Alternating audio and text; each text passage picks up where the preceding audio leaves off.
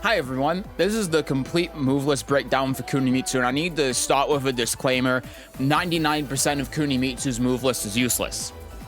I just made a video on this previously on Kunimitsu. There will be a link down below. If you're looking for the best strategy on how to use Kunimitsu, the best moves to use with her, check that video. Though unfortunately the way that Kunimitsu works, in my opinion, the way that she's designed means that only 6 or 7 moves that she has are actually useful and will allow you to be able to win. And if you deviate from that at all, if you try playing her in a different way, then you're just going to lose.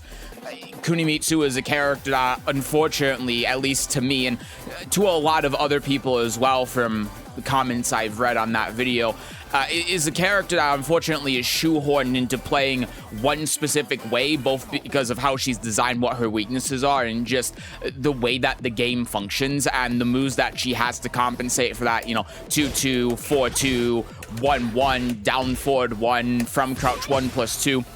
These moves are so powerful and carry basically negative risk with them and so much reward that if you try doing anything else that she has, not only is it just going to be worse, but you're actively putting yourself in a bad position and it's going to cost you games. So this video is more so meant, one, because I said I would make this video and people have been expecting it, but two, just for the future, in case this stuff changes with Kunimitsu. I don't really see that happening, but if there is a world where her core fast key moves that facilitate this playstyle get nerfed, then that's sort of what this video is for. But as Kunimitsu is right now, when you're watching this video with the current patch, 99% of her move list is useless. You're going to cycle between 7 moves that she has, and if you do anything else, you're just putting yourself at way too much risk for no reason because you get no extra reward out of it.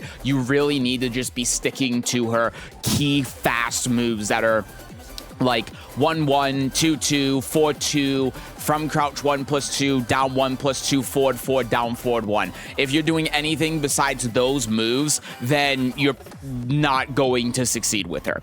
So with that out of the way, let's start with one of the moves. Let's start with 1-1. Let's just start with the 1-1 string. So we have 1-1-2. You don't use this. This is useless. You only use it in combos. You have 1-1-2, and you have 1-1-4. Again, for the most part, fairly useless. 1-1-4 is.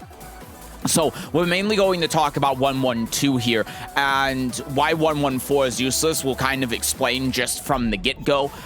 If the opponent sidesteps after 1-1 here, and I'm sure most people know this, but I'm just going to reiterate here. So we'll have them set the sidewalk right after 2 hits. Boom, boom, boom, right? If they sidewalk, then you get launched. And it's the same thing if you do 4. If they sidewalk, you get launched. And it's the same thing if they do 1.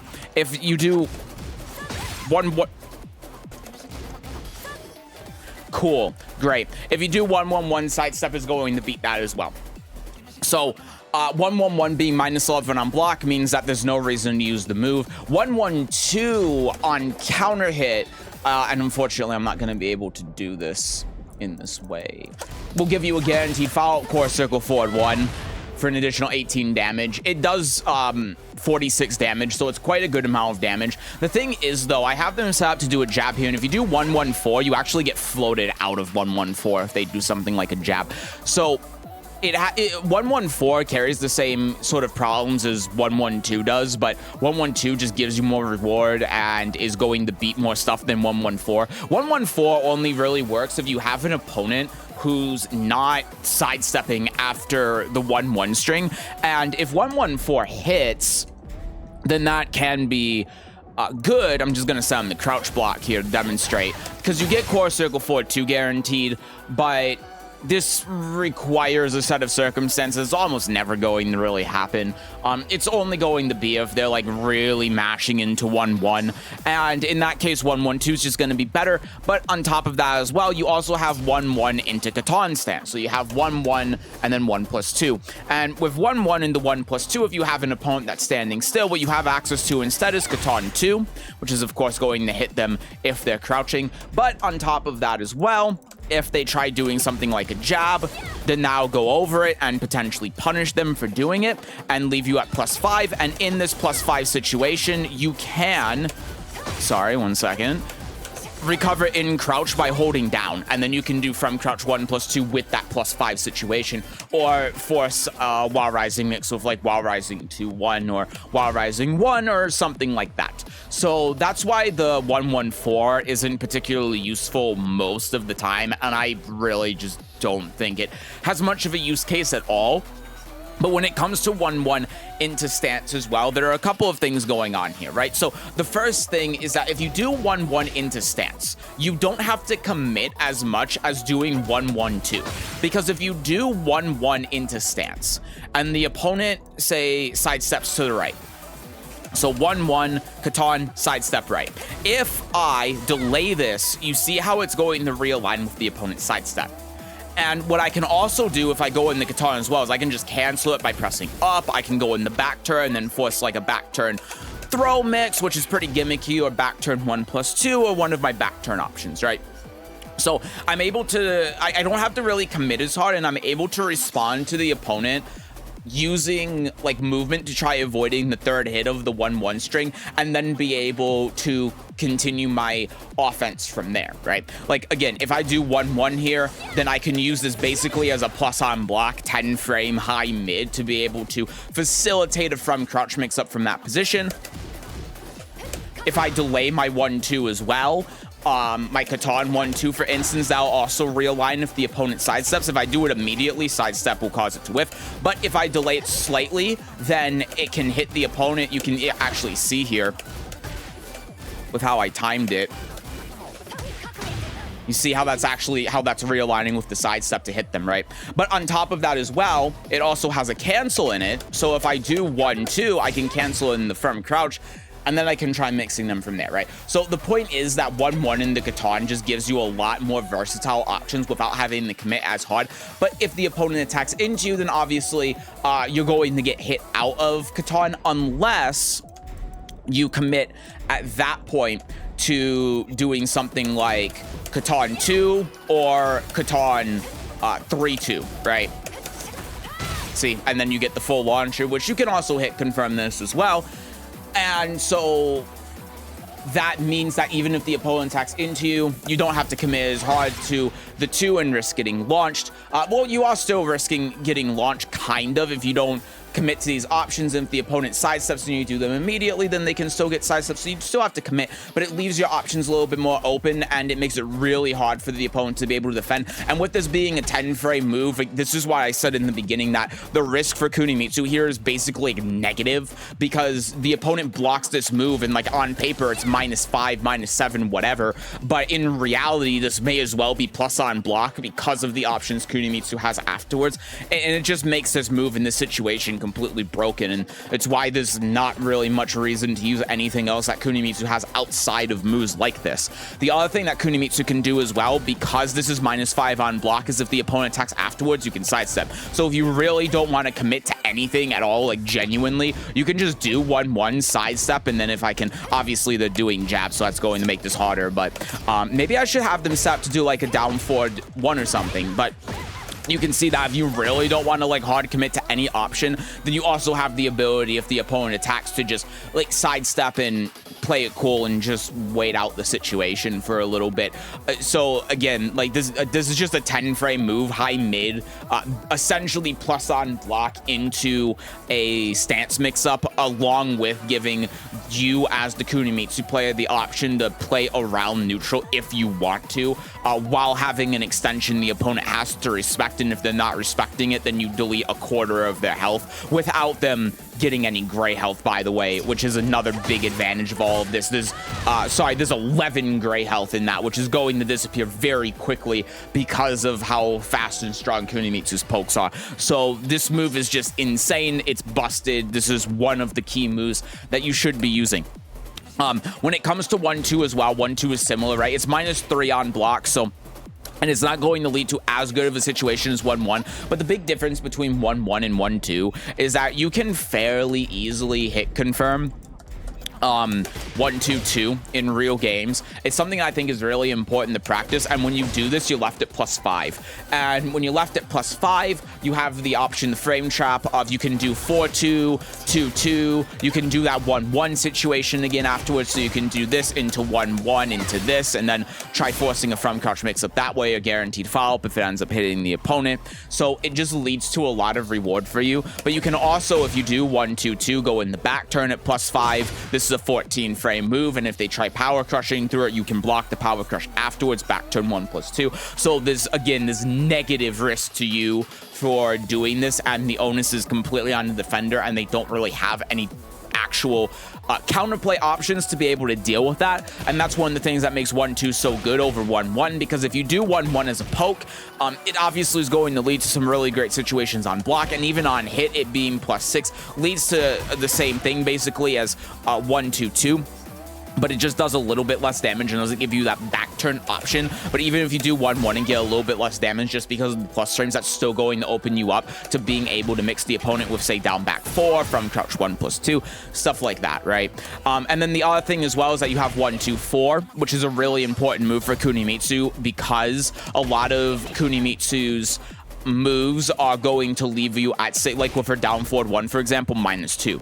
And relative for Kunimitsu in terms of frame data, her having this G-clef cannon, just like any other character that has a G-clef cannon, is going to mean that those instances where she's like -1, -2, -3 are a little bit easier for her to be able to get out of, because you can do the 1-2 and then counter hit confirm with the 1-2-4 to be able to get out of there while dealing a lot of damage. And with Kunimitsu, every little bit of damage that you get on the opponent matters a lot, because of how quickly and how fast she can chip away the opponent, on top of them not getting basically any gray health to be able to make a comeback. It means that every instance of damage you get with her is very, very important. So being able to effectively use your 10 frame like G-clef cannon kind of move is really important for her. It's one of her key moves for sure.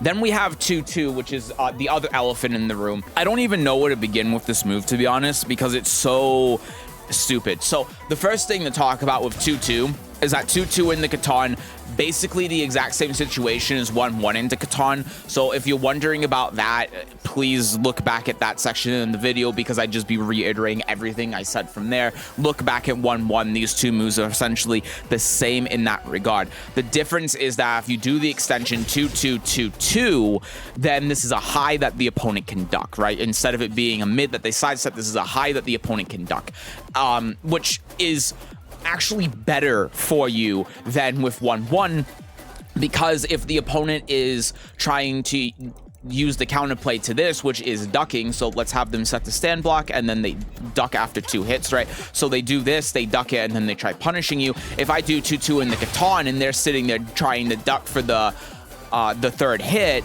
then I can mix them from Catan that way, or they're using their turn here to allow me to be able to get some sort of back turn mix-up from that position.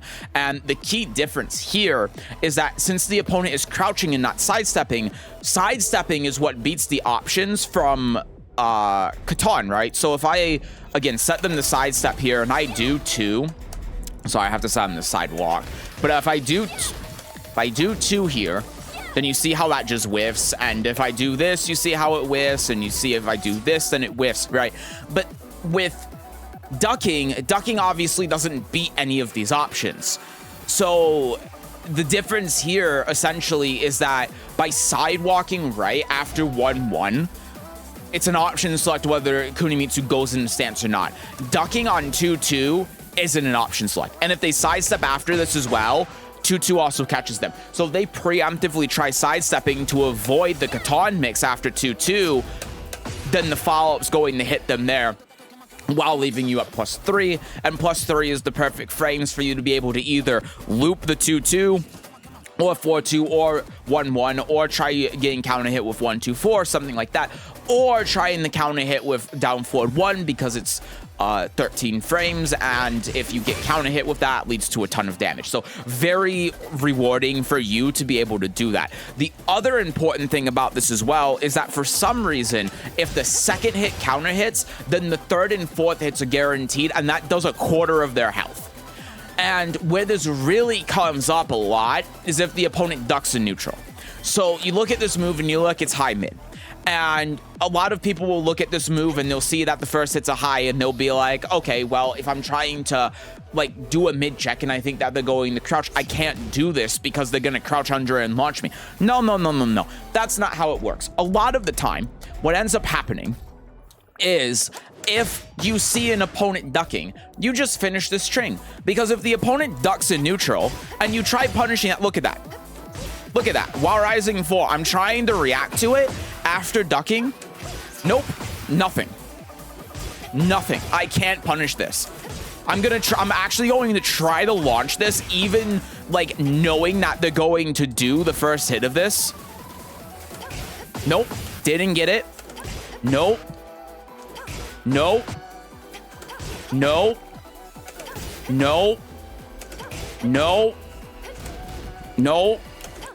There, that time I got a trade. So in a real world situation, even if they know the exact frame that you're going to do 2-2 and they're crouching, they aren't punishing it.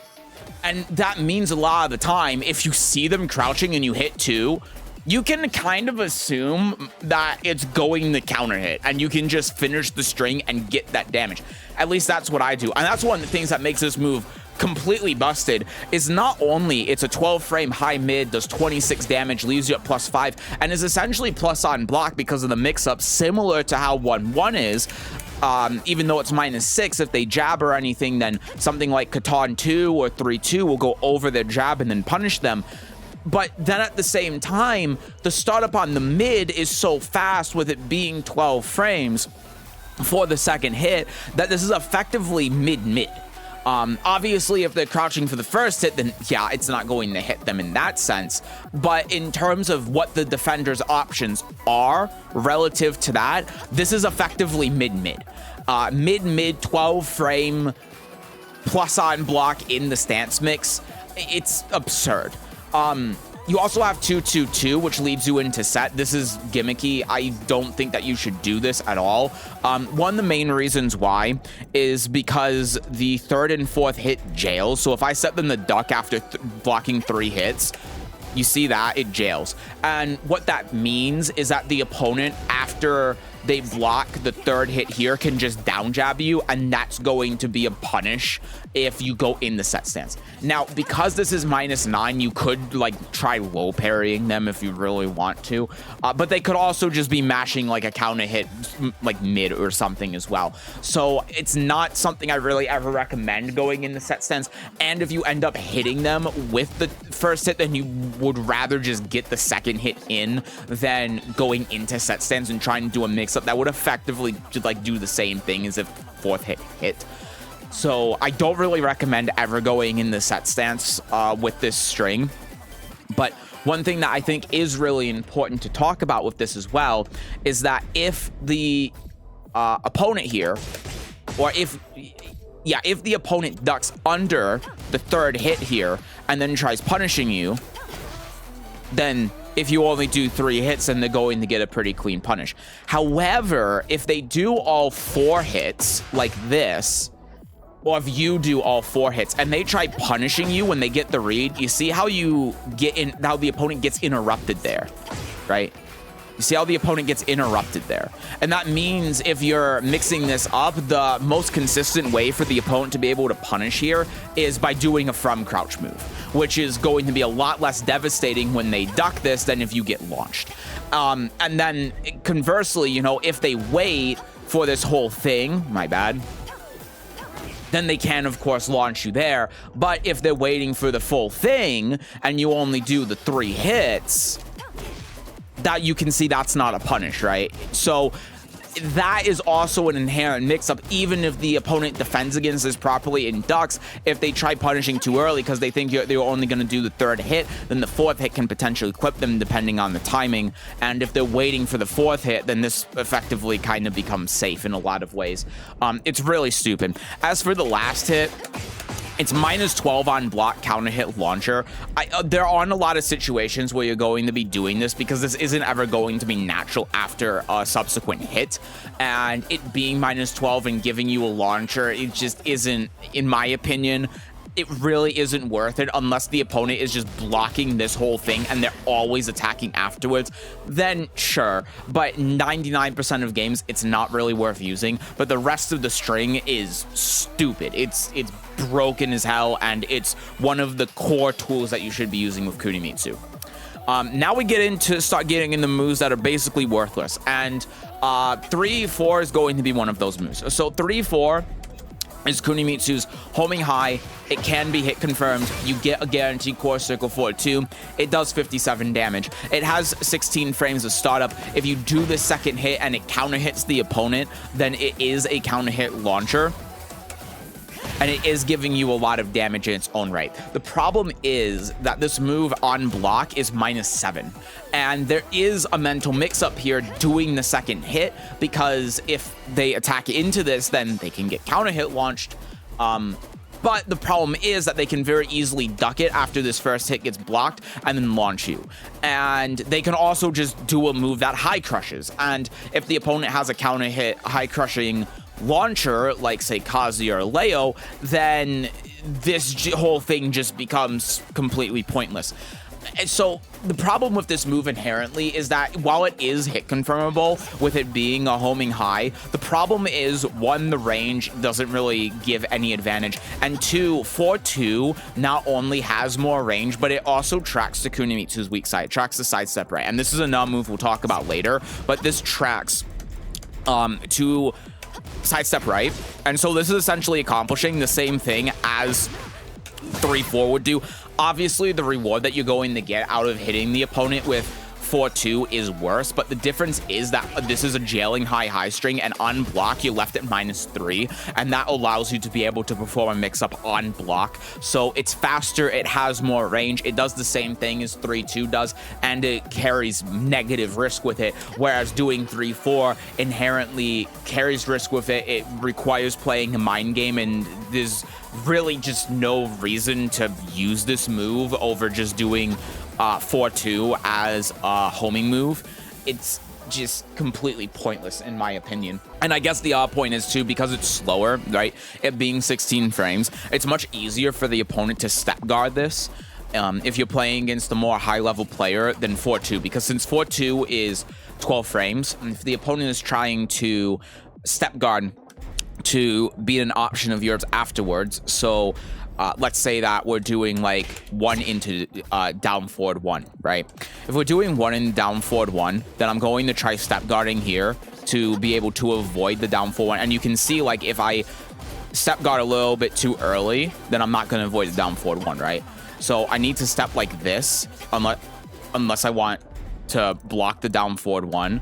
And if we do like jab into 3, then I'm going to be able to still get that distance while blocking this move. You see that? You see how far I can sidestep? See? But if I instead do jab in the 4-2 and I try doing that same step block, you see how that's going to clip me? Right? And if I'm trying to, I can step block this, you can see, but if I step block it with this timing, like even then it hit me, then I'm not going to avoid down forward 1, right? So if I do this, then sure, I block it, but I'm not avoiding down forward 1, right? So that's another reason why 4-2 is just strictly better than her dedicated homing move. There's no reason to ever use this move. It's unusable. Oh yeah, and then here's 4-2. I didn't even plan for this to be next, but since we're on the topic of 4-2 now, let's fully talk about 4-2. So 4-2 is a 12 frame jailing high that does 28 damage, is +6 on hit into back turn, meaning you can do basically whatever you want. Even if the opponent does power crush, back turn 1 actually just beats power crush here on hit. So you get access to a true mix-up from back turn. You can do that. You can do 1+2 here and 1+2. If it gets absorbed, I can actually block the power crush afterwards. And this just means that the opponent effectively has no counterplay if this hits, right? because it's +6, let me stop them from doing this. Because it's +6 and like every option that you have from back turn beats Power Crush, there's nothing that the opponent can do, right? If you do like back turn 1+2, this is a 14 frame move, so the opponent can't jab or down jab. We just saw that with Power Crush, you can block afterwards if this move hits, and the reward that you get out of this, I mean, look at the health bar. Just look at the health bar here. 20 gray health, so we did 20 damage to them from doing it, because there's no gray health here, right? So what we do is look 25 damage, and then from the chip damage that they do, they get 5 back, so we're doing 20 damage to them for them doing Power Crush, which is insane. We of course have access to a grab, mix up, I say in quotes. We have access to a counter hit low as well that gives us foul. The opponent has no counterplay to this at all. They just have to hold the mix, and that's what makes it really good, because the reward that you get out of it isn't just the damage, it's also that there's no gray health that gets built up, which again makes it hard for the opponent to make a comeback. And even on block, this is -3, right? It's -3 on block. And Kunimitsu, you have a Power Crush from back turn. So if the opponent tries taking their turn afterwards, and I'll just set them up here for the sake of example to do like down forward 1-2, right? I think that's a fairly simple option to be able to go for. So we do this. Let's actually set them to punish here. And then we do here, back turn Power Crush. Boom, right? For them trying to take their turn. We also have access to Parry if we really want to do that. Not really advisable. Her Parry is pretty much useless, but we can do that. But the important thing is here we can also block, because from back turn it takes 6 frames to be able to block. And with us being -3, that means we can block anything from back turn, including jab. So the opponent gets a turn technically, but they don't really have a lot of, they can't punish us, and they don't have a lot of options. So on paper, because of that, and I'm sure like what they're thinking when balancing this is -9. But the reality of the situation is if we set the opponent up to not do a down forward 1, because down forward 1 is a pretty good check against this. But if we set the opponent up to do, say, a 1-2, right? Quick jab string. Very common thing that you'll see. Counter hit with down 2. And if the opponent also tries to down jab, not only can we block that and then it's our turn again, but then we also have access to 3 with guaranteed follow-up. So this is another move, not as strong as 1-1 or 2-2, but this is a non-move that effectively becomes plus on block because of the options that you have from back turn. The defender doesn't really have any options. The only way to really be able to beat this is to mash into you. And the reason is for that, if the opponent respects this, then this just becomes a plus on block 12 frame high in the back turn 50-50 mix up. Because like, let's look at it this way, right? If take the same example as 1-1 or 2-2. If the opponent here, we do this and the opponent sidesteps, not only does a 1+2 track for some reason, but if the opponent decides that they want to sidestep, they're eating this mix up at -3 because they're using their frames to try defending against our minus on block move in the back turn. Because there's just not a lot of good options to be able to actually deal with this as the defender. And that means you can constantly harass the opponent, right? You can keep going with this. If you press down forward 4, you can actually do front crouch 1+2, and then you're really plus, so then you really get a mix up. And if the opponent is just like not even sidestepping, but they just block this and they're just blocking, then obviously we get a mix from here, whether it's the low or the mid. And with the mid only being -2 and our relative framed out, if they do anything besides jab, even the down forward 1, we have 1-2-4 to be able to counter hit them out of it. So the important dynamic with this move is it's really important to see like if the opponent's attacking into you or if they're defending, because if they're constantly defending after you do this, then you just get a mix up from this on block. If they are attacking into you, then you have ways to be able to counter, but you also don't have to interact with the opponent at all. This is a move where I think the best way to describe it is that the opponent is forced to like respond to this move, but you don't have to do anything. You could just hold the back button and block and be like, it's -9. But because of the situation on block for the opponent, if they just start defending or not doing anything or delaying their timing or whatever, then you have plus frames.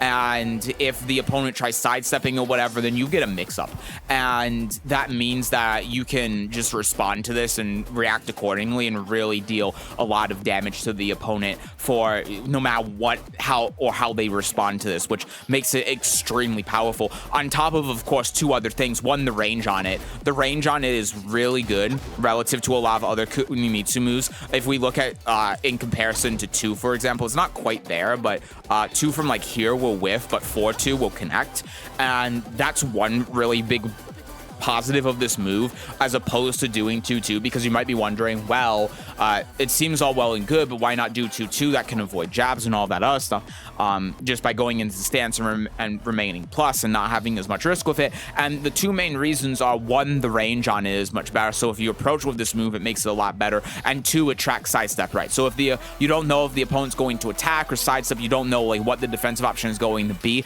this 4-2 just kind of covers all of your bases. The only thing it loses to is an opponent that's hard ducking under it, which 2-2 is obviously going to beat, but 4-2 is just simply one of the best 12 frame moves in the game, and it's one of the key tools that you should always be utilizing because it's so strong. All right, 3+4. This is one of those moves that I thought was going to have a lot of potential.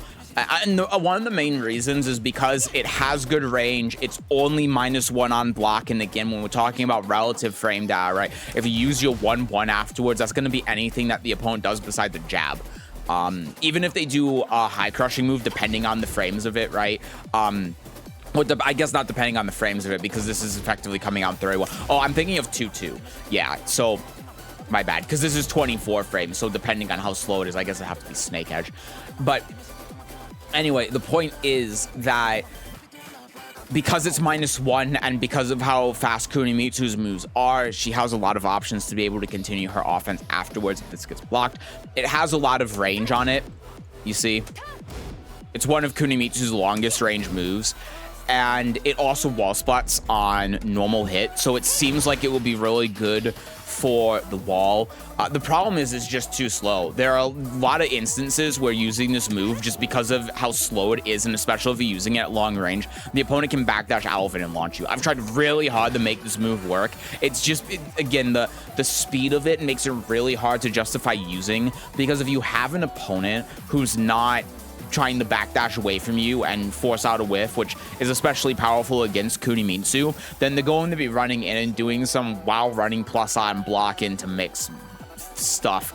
And if they're doing that, then this is just a little bit too slow to be able to effectively and reliably beat that. And if it ends up whiffing, then you're just dying. On top of it not particularly being able to track one way or another, a lot of the time, just with how this move is in terms of its speed and its range and the advantage you get out of it, a lot of the time you're a lot better off just going into set stance, because it's kind of accomplishing the same thing as 3+4 is.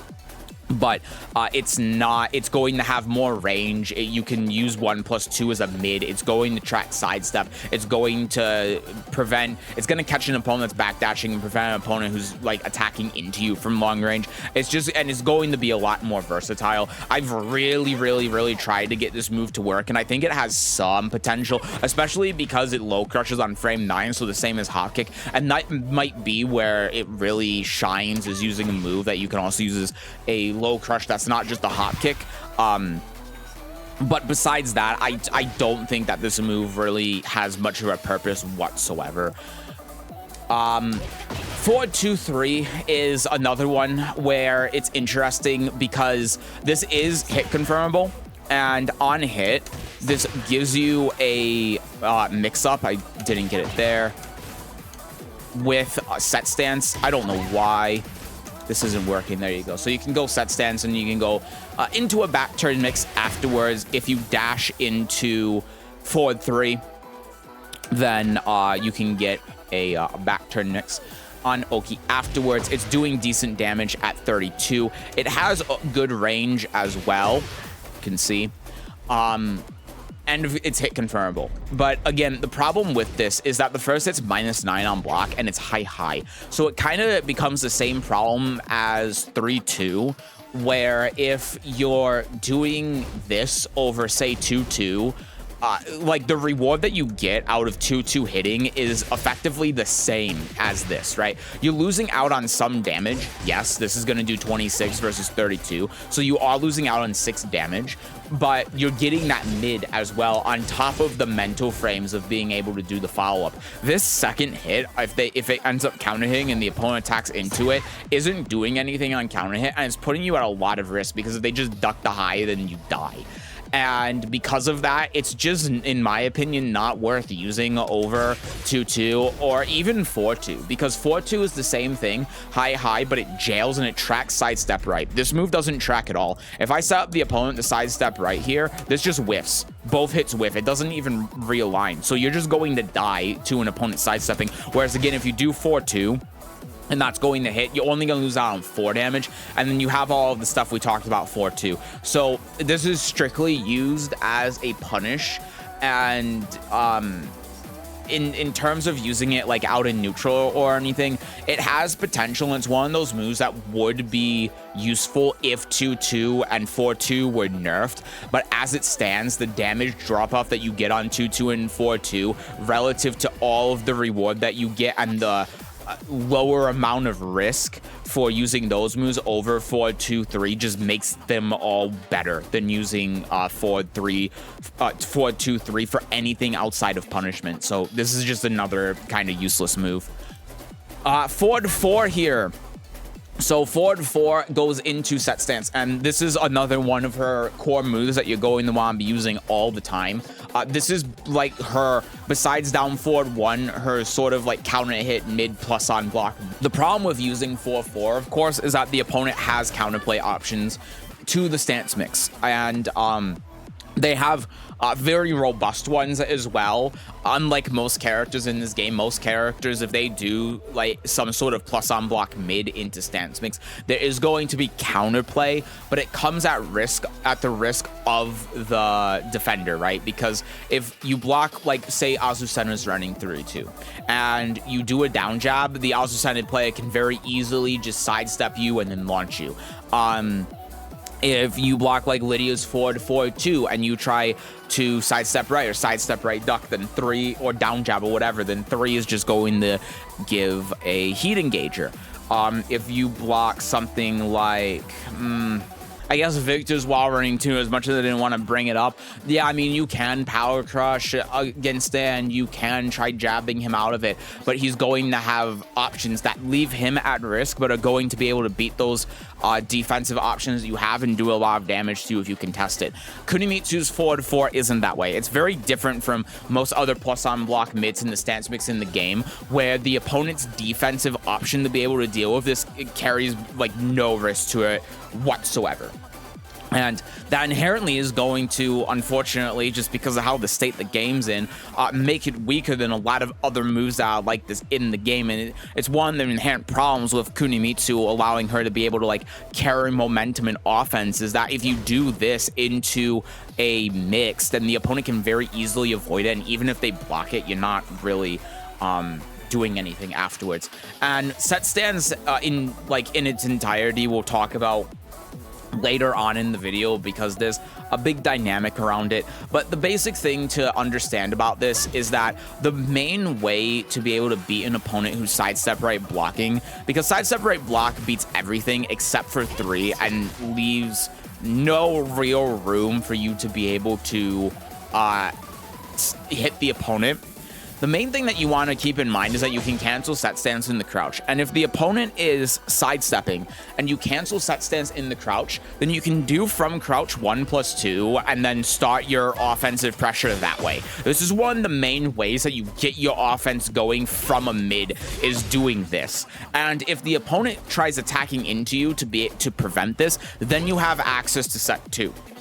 Again, though, it carries a lot more risk than it does with pretty much every other character in the game, just because the opponent can sidestep it and launch you, and it's no risk for the opponent to actually do that. This isn't a case, though, like some of the other moves where it's like, yeah, you know, the risk of it is going to make it be overshadowed by other moves that Kunimitsu has. In some instances, that's the case with like down forward 1, for example, but because you are able to facilitate the from crouch mix on block, on top of this being a counter hit heat engager, Excuse me, ma'am. What is going on? Amazing. That's like one of the key components that makes forward 4 actually a usable move. The problem with it, though, is that you are forced to go into stance. Because you're -5 on block, a lot of the time if you do forward 4, unfortunately, the game does force you to go into stance to be able to really do anything. If the opponent is preemptively sidestepping right and you don't go in the stance, there are more advanced options that you can think of, like doing this into 4-2.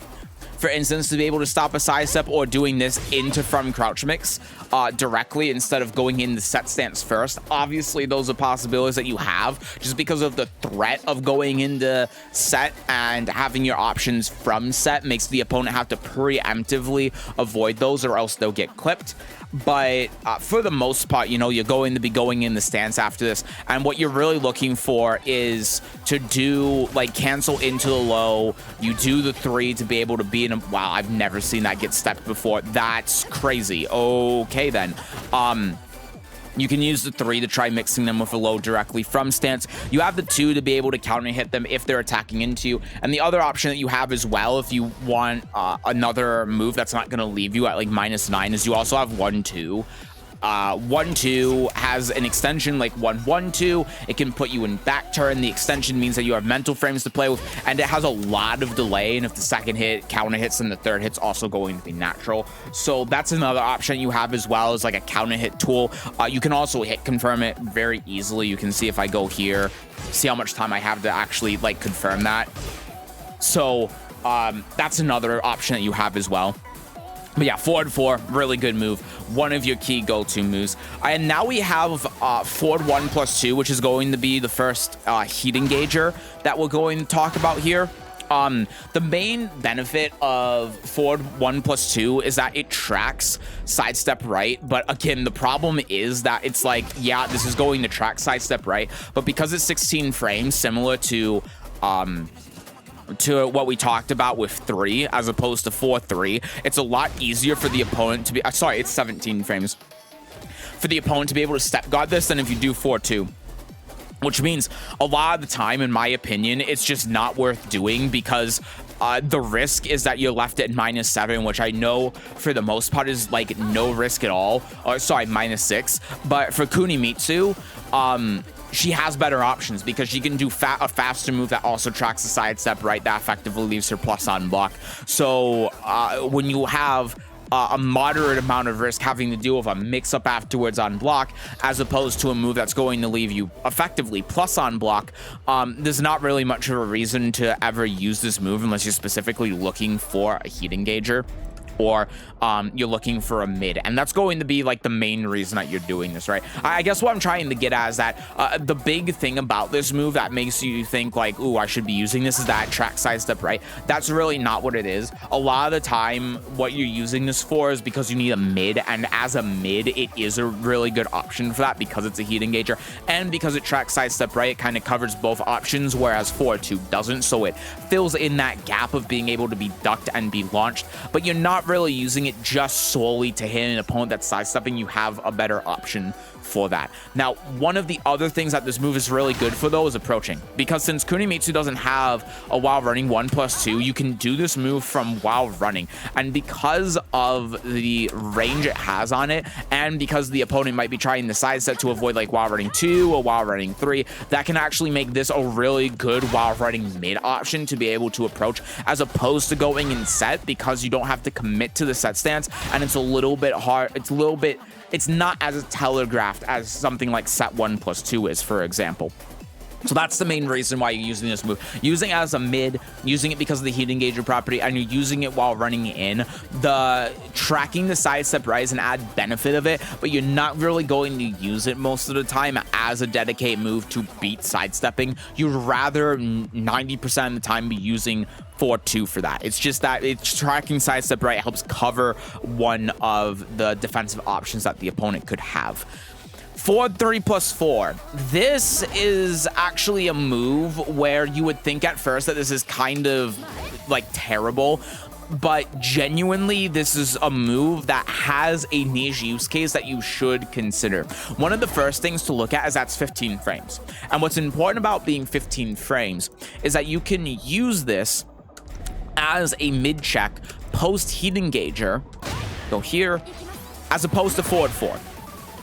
And the reason why you would want to use this over forward 4 is a couple of reasons. One, it wall splats, right?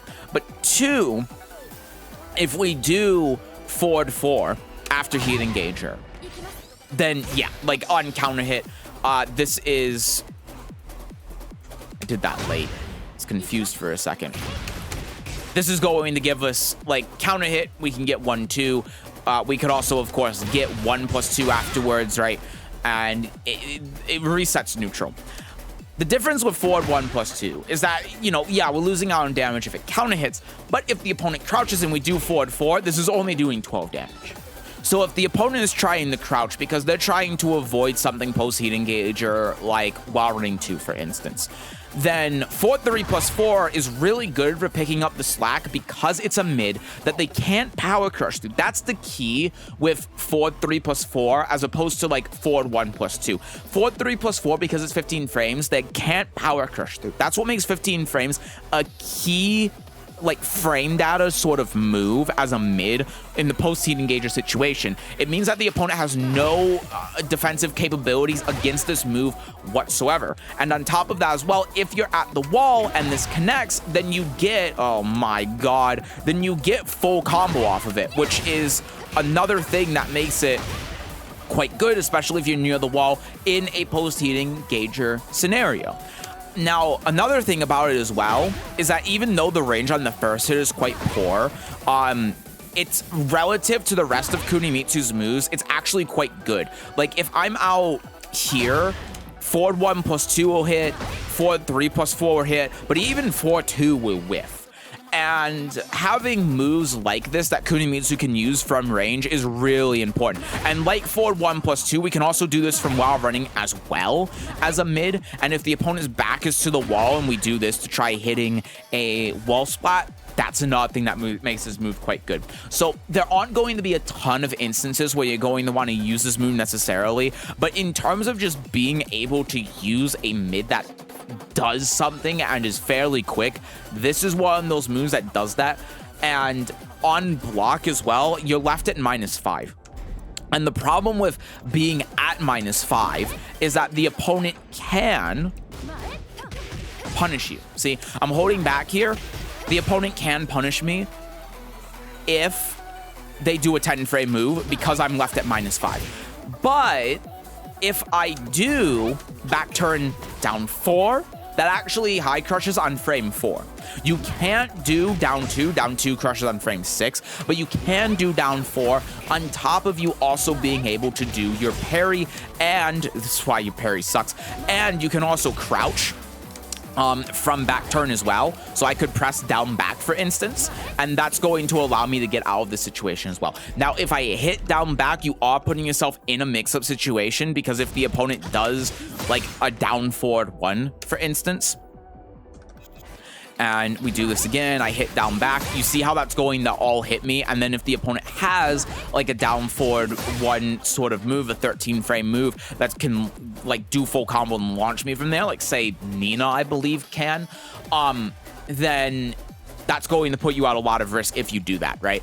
But if you just hold back, then you can block it. And on top of that as well, you can also power crush through it. So there is sort of a mix-up there. It's just not in your favor like other moves like 4-2 are on block, because you're left at -5, but you do have options to be able to beat the opponent's punishes and potentially get some extra damage on them depending on what they do.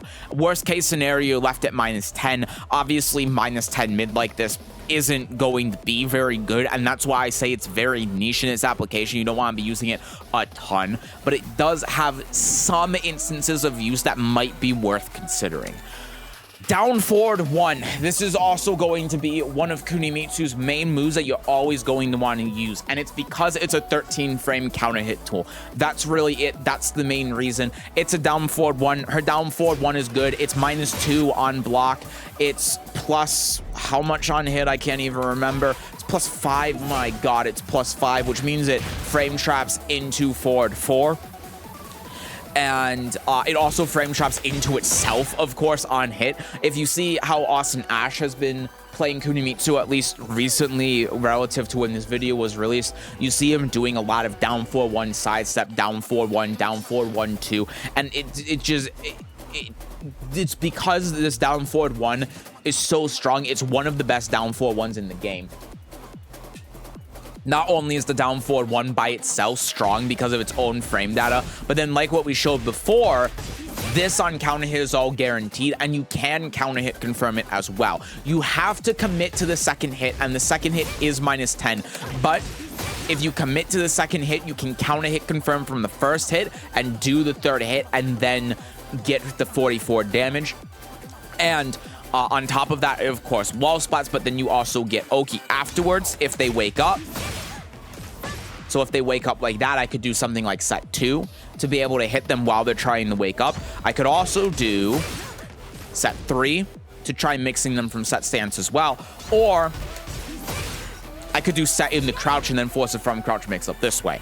So needless to say, I have a lot of options when this counter hits. On top of it, just deleting a quarter of their HP. There isn't a down forward 1 in the game that's really like this relative to the risk and with how easy it is to hit confirm. But then you combine that with all of Kunimitsu's other moves that she has, all of her other like plus frames or moves that leave her at, say, you know, -1, -2 on block, stuff like that. The mental frame that she has, it makes this move really, really strong.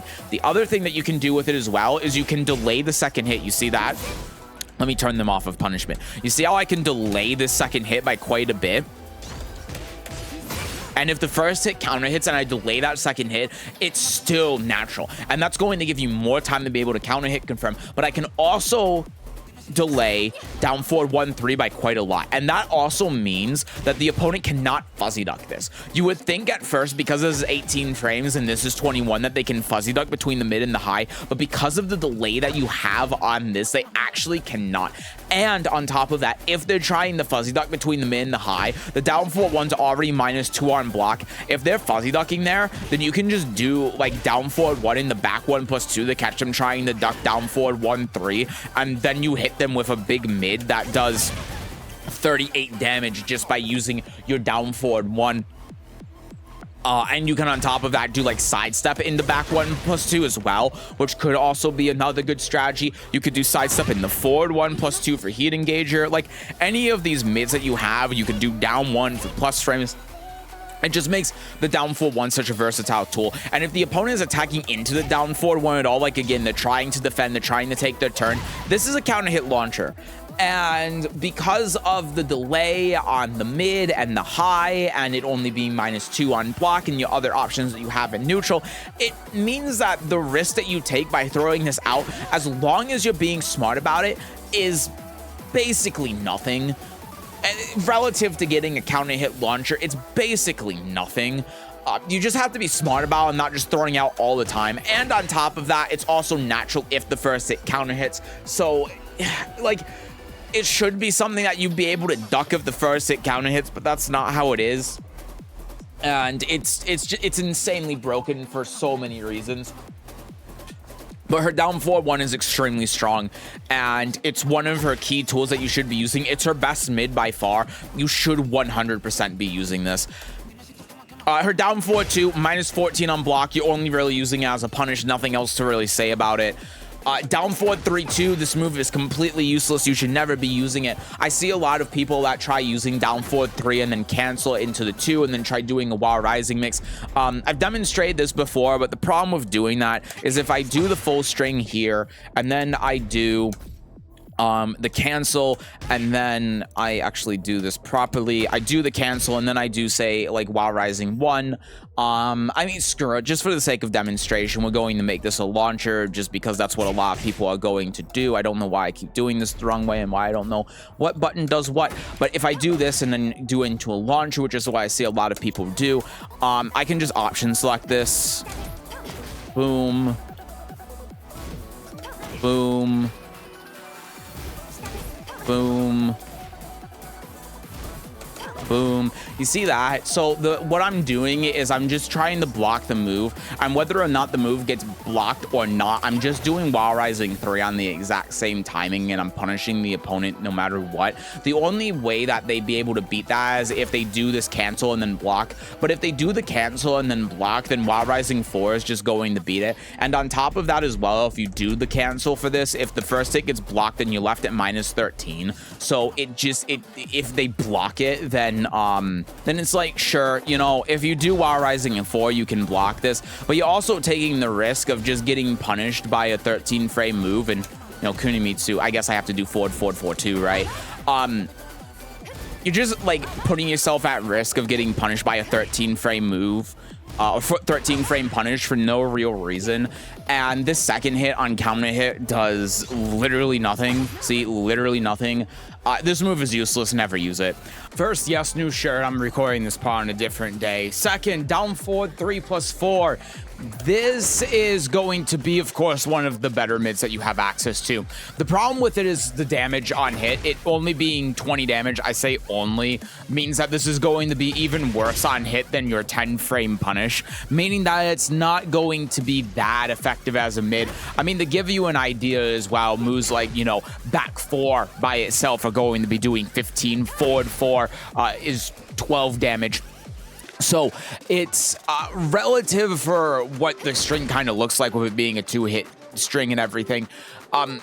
It's not as much as it would look, but the main part about this move that makes it one of your more like better mids to go to are a couple of things.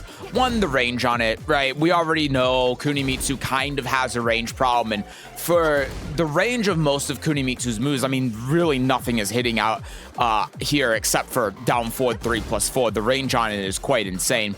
But then the other thing too is that for mids, Kunimitsu struggles to find mids a lot of the time that allow her to be able to continue her offensive pressure. We have moves like, you know, forward 1+2 and back 1+2, which we'll talk about in a bit, but these moves are going to be -6, -7 on block, so they're not going to allow you to be able to continue your turn. And then even with forward 4, for example, it not only has the thing with the range, but then also when you go in the stance, of course, sidestep, right? Block is a pretty good option to be able to beat it. And then after that, Kunimitsu kind of can't continue her ongoing pressure. Down forward 3+4 is different in this regard because it's very similar to how forward 2 is on block, because it's -2. And this means that like in a similar way as what we talked about with 4-2, anything that the opponent does to try retaliating against this on block, Kunimitsu has options to be able to deal with it, whether it's power crush or high crush or any of these other options that Kunimitsu has at her disposal. She can utilize it to be able to counter an opponent's retaliatory action, on top of her, of course, just being able to block whatever any opponent does. Because she's -2 in the back turn, there's nothing that the opponent can do to actually punish this. So this is going to be one of your better mids to use, especially when you're out longer range. There's just no other move that Kunimitsu has, high or mid, that contends with the range of down forward 3+4. And on top of the situation on block, still giving you options, and on hit it leaving you back turn at +5, it makes it quite a decent option for you to be able to throw out in various situations as a mid if you need it. Down 1, oh god, here we go. So down 1 is the little bit of an asterisk when I'm talking about down forward 3+4 in terms of like mids that you have access to that don't allow you to be able to do a lot on block. Down 1 is, of course, the exception. And That's why I didn't really talk about in the last section, because down 1 is +3 on block and forces crouch. This is also on counter hit, a counter hit heat engager. You can also on counter hit do a forward 4-2, but it does the exact same damage as while rising 2-1, so there's no reason to do that ever. Unless you don't want a heat engager, which I don't know why you wouldn't, but if that's the case, then sure.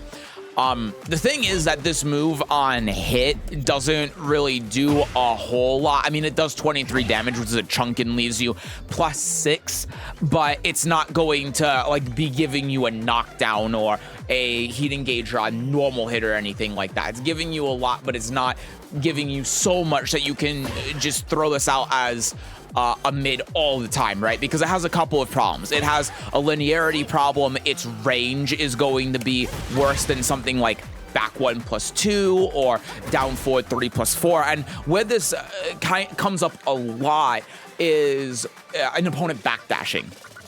I noticed a lot when I played Kunimitsu that opponents would be able to backdash, and it was very frequent that opponents would backdash out of down 1 just because of its range, although now it feels like it's having phantom range, which is ridiculous. But the range on it on top of the linearity means that backdashing and sidestepping around it can be good options. And because it doesn't do anything on normal hit, if the opponent tries sidestepping and you, like, say, delay your down 1 and it catches an opponent sidestepping, even if it just hits them on normal hit, yeah, of course, it's doing a chunk of damage, but it's not doing as much as other characters' moves, like, in particular, I think of Miari, because I play Miari, but, like, her up 1 +2, for example, you know, +4 on block, crouching, mix up, kind of similar to down 1, but, you know, has better tracking, better plus frames, heat engager on normal hit. So down 1 definitely has some aspects to it that make it weaker than some other moves some characters have that are similar to it. And because of that, you can't just be spamming it all the time. And that's at least what I see from higher level Kuni players. This is a move that you use as a frame trap to try setting up a from crouch mix when you're using it to cover yourself. You think the opponent's going to attack if you do a manual from crouch mix, right? That's kind of the idea. But the entire point of this move, I guess what I'm trying to say is it's a bit of a complicated situation. So I'm not quite getting to the point that I'm trying to get at, and that's my bad. But the point is that down 1, the intention behind it, the whole plan that you should be having when you use down 1 is to set up for a from crouch mix, and it forces a situation that forces the opponent into a can mix up situation on block. But the thing is, though, it makes the situation telegraphed, you know, because instead of you playing around neutral, the opponent's being defensive, and then slipping in a from crouch 1 +2 there, which makes it hard for the opponent to be able to block. If you start with something like a down 1, then it becomes a lot more obvious what your intentions are. And when the move isn't doing anything on normal hit, if the intention is to set up for the from crouch mix and you don't think the opponent is going to attack, you're a lot better off just forcing the from crouch mix. The only reason why, I shouldn't say the only reason, but one of the main reasons why you would use down 1 to try setting up for that is to cover yourself if the opponent is going to hit buttons, or to try fishing for a counter hit and giving yourself a more advantageous situation than something like forward 4, while sacrificing some range and startup frames to be able to achieve that better mix-up situation. I hope that explanation makes sense. Again, it's a bit of a complicated, it's not that complicated of a situation, but it's a little bit complicated to explain. And I'm not trying to say that the move is bad or unusable. What I am trying to say is that because of of the aspects of the move, if you're just using it over and over and over again against a decent player, you're probably going to get sidestepped and launched for doing it. So make sure when you're using the move that you have a plan behind the move and you understand like why you're using it, what you're trying to set up for, and also understand the times when maybe you shouldn't be using down 1 because you're going to give yourself more opportunity to be able to mix the opponent that way. But anyway, yeah, long overdrawn explanation on that. Moving on. Down 2-1, 2-1 plus 2 purely for combo at the wall. That's it. In neutral, it's useless because it's punishable. You never use this. Down 3, this is a bit of an interesting one because it's natural on counter hit and it has 16 frame startup. Hit the wrong button there, sorry. And it does 50 damage. So a 50 damage counter hit low seems like it's quite strong. But the problem is that down 3 by itself is -3 on hit, not even on block. And if the opponent blocks this, is -14. So it's quite punishable by itself. And you also have access to down back 4, which is, we'll talk about later, but it's 1 frame slower startup, but only -12 on block. And on hit, it's 0. So combining that with like your 1-2-4 or your 2-2, or your 4-2, or even your down forward 1 makes it significantly better in every way, like objectively as a low poke, than down 3. And on counter hit, you know, down back 4 isn't giving you as much reward, but it still leaves you at +8. Still allows you to be able to continue your offense. And down 3, you're kind of relying on that counter hit, otherwise it's not really doing anything. And even if the first hit hits, the opponent can duck, the opponent can duck under the second hit, oh my god, and then launch you for it. So this is a move that's come up to me a couple of times by people and saying, oh, this low might have some potential because of the counter hit property on it, and maybe being able to confirm it. And I think that there is definitely an argument to being able to counter hit confirm this move. I've only done a little bit of testing on it, but you can see just how much time you actually have to be able to counter hit confirm this. You see that? Not quite that much, but that is quite a lot of time. So I think that there is certainly an argument to being able to Twitch confirm into the full string, and the damage that you get on it being 50, a quarter of their HP, is substantial enough that I think it's something that might be worth using depending on like what your playstyle is or what you're looking for. But I don't think that's a move that you necessarily like have to use. And I think most of the time, if you're thinking of using down 3, you're better off using down back 4. But again, there are situations, because it's a counter hit low that probably is counter hit confirmable, where you definitely could make an argument that this move is usable and quite good. It's just that because it's, you know, -3 on hit, it makes it a lot harder to justify than other moves that Kunimitsu has. Moving on, down 1 plus 2, talking about lows. Down 1 plus 2 is one of your key go-to lows. I mean, most of Kunimitsu's lows you're going to want to use. Down 1 plus 2 particularly so because it's your long-range high-crushing low. And on counter hit as well, it leaves you +15 for a from crouch mix, so you can do anything that you want here, really. I mean, on counter hit, you could even, if you want to, go for a crouch cancel down 1 if you want to, and the opponent isn't even going to be able to power crush through this as long as your timing on it is within a couple of frames.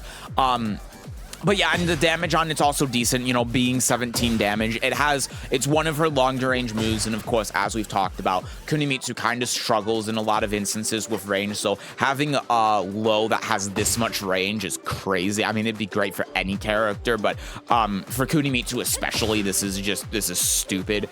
And then it puts you in from crouch to be able to threaten the from crouch mix as well.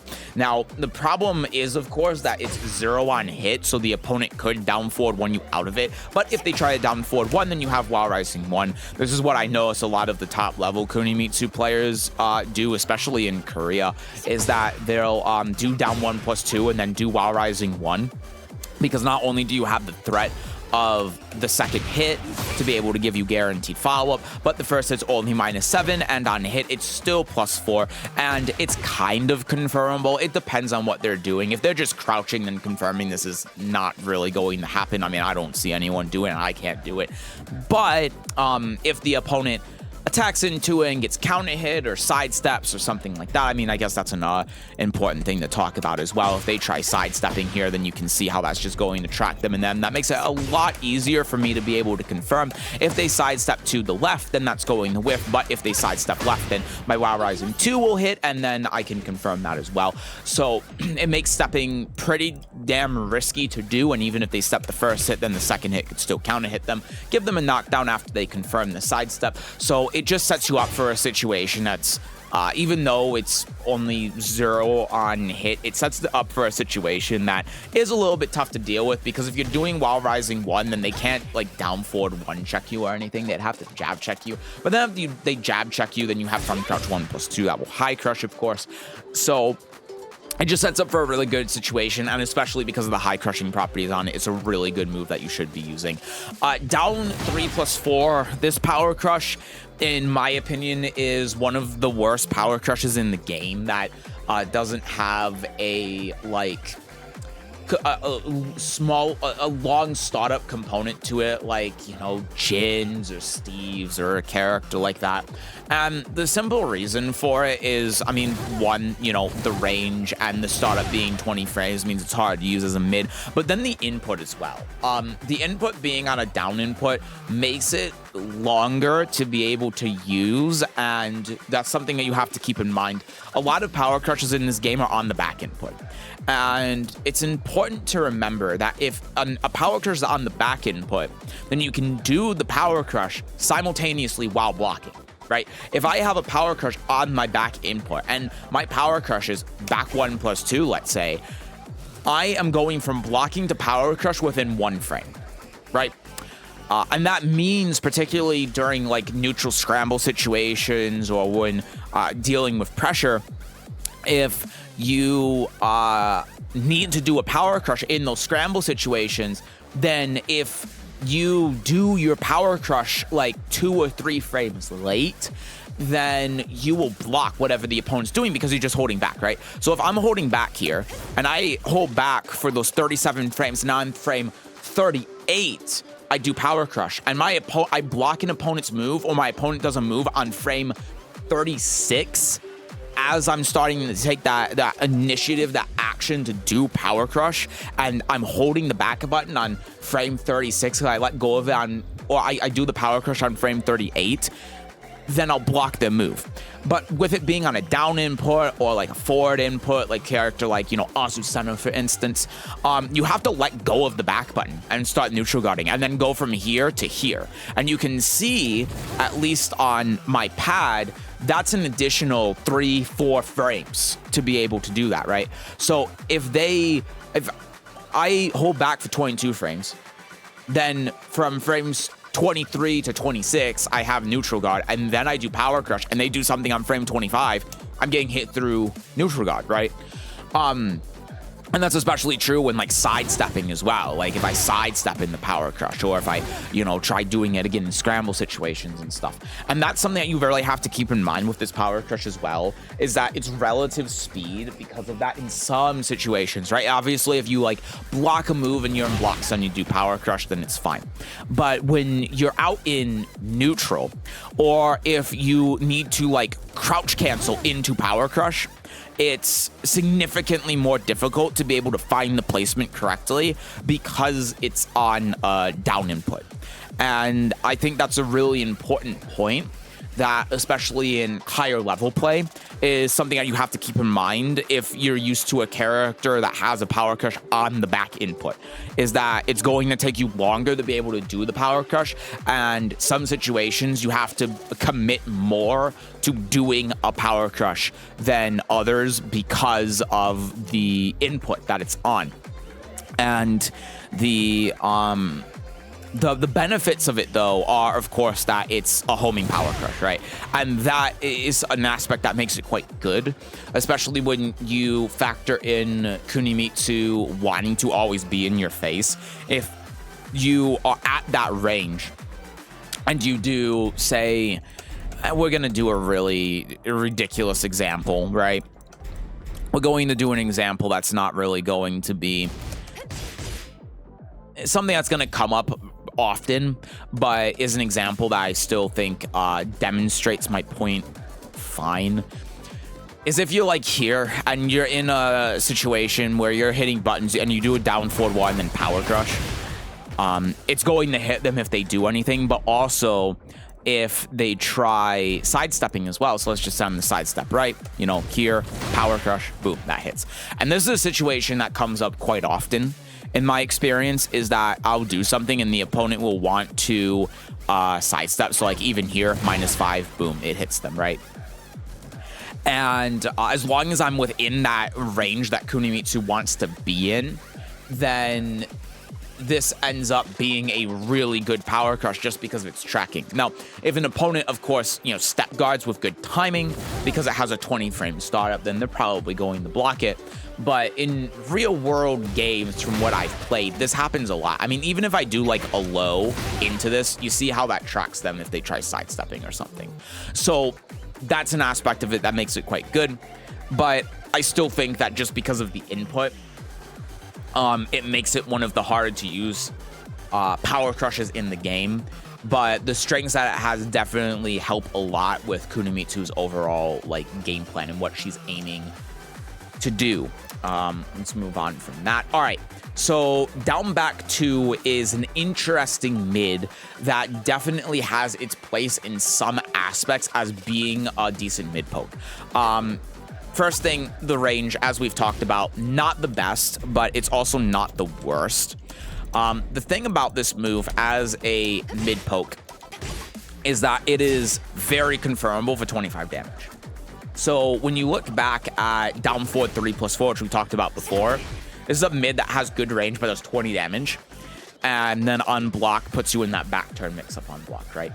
Down back 2 is a mid that you can throw out, very confirmable for 25 damage. And also because of the delay as well, even if they block it, first hit is -6 on block, and you can still throw this out to try catching them out, while it's also -9 for some reason. I don't know why this is safe.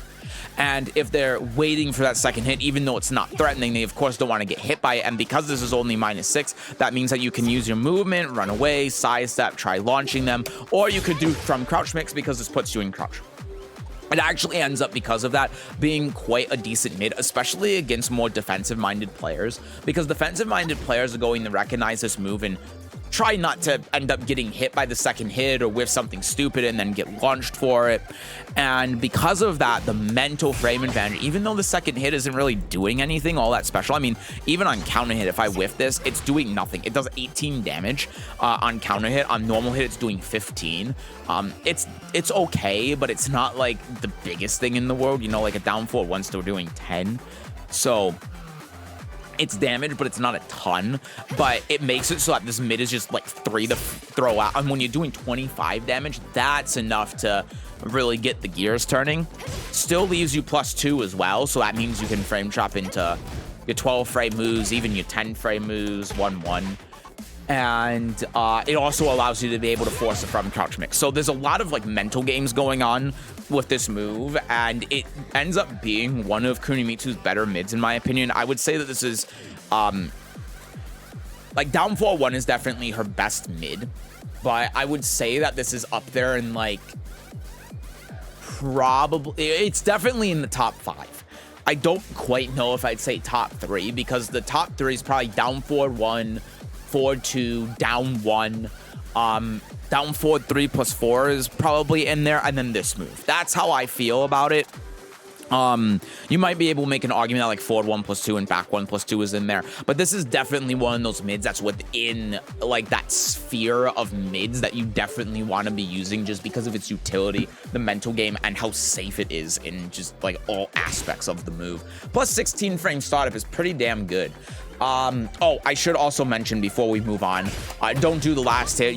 This can get sidestepped on hit, and then you can get launched, so just don't do it. It's useless. Down back 3.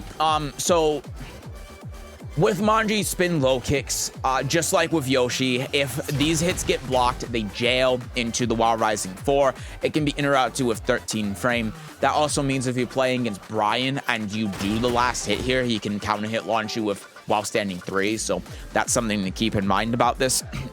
This is -7 on hit, and it is please, oh, I have to sound the crouch block, sorry, my bad. It is -19 on block if you don't do the follow-up. The follow, by the way, is not a mix-up. It is reactable, and it is fuzzyable. And because this jails, the opponent can just mash their 13 frame while rising option when they block it, so you don't get an actual mix-up here if you do multiple of them. And when this hits as well, if you do more than 2 of them, then the opponent can block afterwards, and again, they can fuzzy this and they can react to the Wild Rising 4. So this is something that I see a lot of people do with Yoshi and Kuni. This is a pure gimmick. It only really works online. If it's working for you at GOD2, it's because you're playing on a dog shit connection. Sorry, you're playing on an awful connection, and this is just not going, this is not a real thing. The only reason you're doing it is to cover the launch punishable-ness of the move on block. Now, the one thing about it, though, that is important to remember is that when you do this and you do the Wild Rising 4, people want to block the Wild Rising 4, and it's -8 on block, right? So the thing is that the opponent's going to be waiting for that because they don't want to get hit by this like an idiot and then get like wall splat, or this can, I don't know with Kuni, but with Yoshi, it wall breaks for some reason. And that means that if the opponent is waiting for that, even though you're -7, you can actually force a from crouch mix here. This is something that I see, I wouldn't say often, but I see from the higher level players that know the opponent isn't going to attack into it because the opponent knows about the follow-up. And when that's the case, then this actually becomes quite a annoying thing to deal with, because even though it's -7, because of the startup time of the Wild Rising 4, you do have to like wait for it, and by the time you've waited for it, Kuni effectively becomes plus here. And that is one of the things that can make this low quite good to be able to use, but you also have to be really careful because you're still -7. So if the opponent just does like mid counter hit launcher on you, it's going to counter hit launch you no matter what it is. And if the opponent gets hit by Wild Rising 4 trying to do that, who cares? You know, it's the 4 follow-up from this move. I mean, unless there's a wall here, this does like nothing. Yeah, 15 damage and it knocks them full screen. It does nothing. So that's an important aspect of this move. Also 18 frame startup. Right, so obviously going to have faster lows, but has a little bit more range. Down 1+2 a lot of the time, probably going to be the better low to go for, but this can still be decent in its own right if you know the mental game around it. Generally speaking, I would say this is probably her weakest low outside of down 3.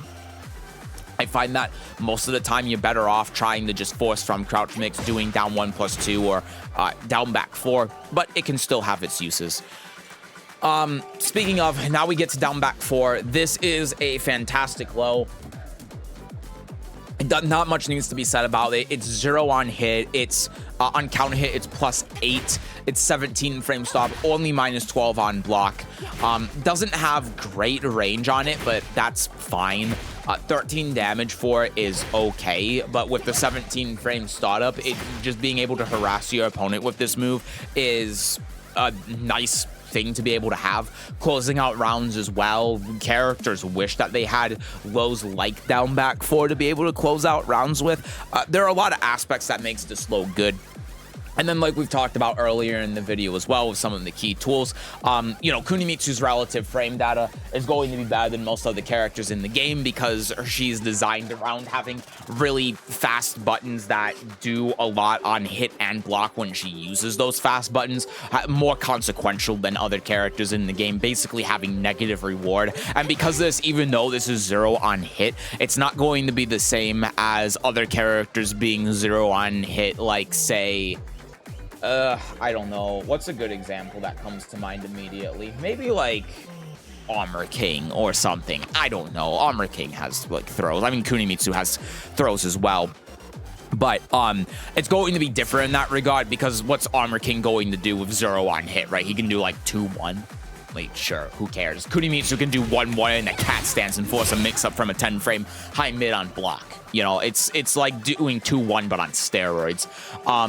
And because of that, this 0 on hit relative for Kunimitsu is going to be more advantageous to her than most other characters in the game. And with her also having an 11-frame throw as well, forward 1+4, this means that unless the opponent jabs, she gets counter hit 1 break throw, which the opponent isn't breaking because they didn't jab you pressing the 1 button. So that just makes this low really good to use. I wouldn't say that's like, I was about to say it's tricky to play around. It's not so much, but Kunimitsu's fast buttons are threatening enough that the opponent does have to consider it. And because of Kunimitsu's relative quickness to other characters, it allows her to be able to get her offense going more so than other characters would be able to. All right, back one. So, back one, a couple of things. On counter hit, this gives you forward 4-4-2 guaranteed. It is counter hit confirmable. I've been able to do this in real games personally, being able to counter hit confirm this. It is quite tricky to do though, especially with the execution component of it. If you don't want to go through all of that, then you can just do 2-2. But the main reason why you would want to do this is at the wall. If this counter hits, then oh my god. You can tell I haven't played Kunimitsu at all. Ever since the last video I made on her, I haven't actually played the character because I hate her. But oh my god, that's not the combo that you get.